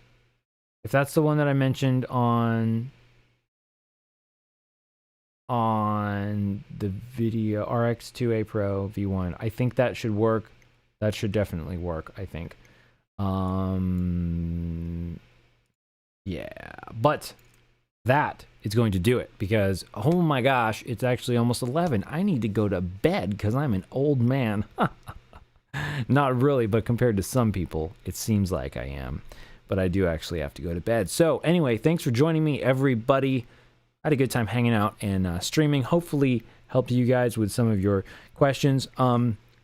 Look, if you have more questions at this time, I would ask that you go support me on Ko-fi.com, ko-fi.com/RCwithAdam, and message me on there. I'm trying to make that my central place so that I can help people as quickly as possible. You can email me or leave a comment in a video, but I can't really guarantee how quickly I'll be able to help you, because there's just so many things going on. So anyway, but I had a good time hanging out. Hopefully we'll do it again sometime. I'm not going to make any promises though, because every time I do, it always makes it's more difficult to do that. So anyway, I think that's going to do it. Thanks for watching, everybody, and I will see you again very soon.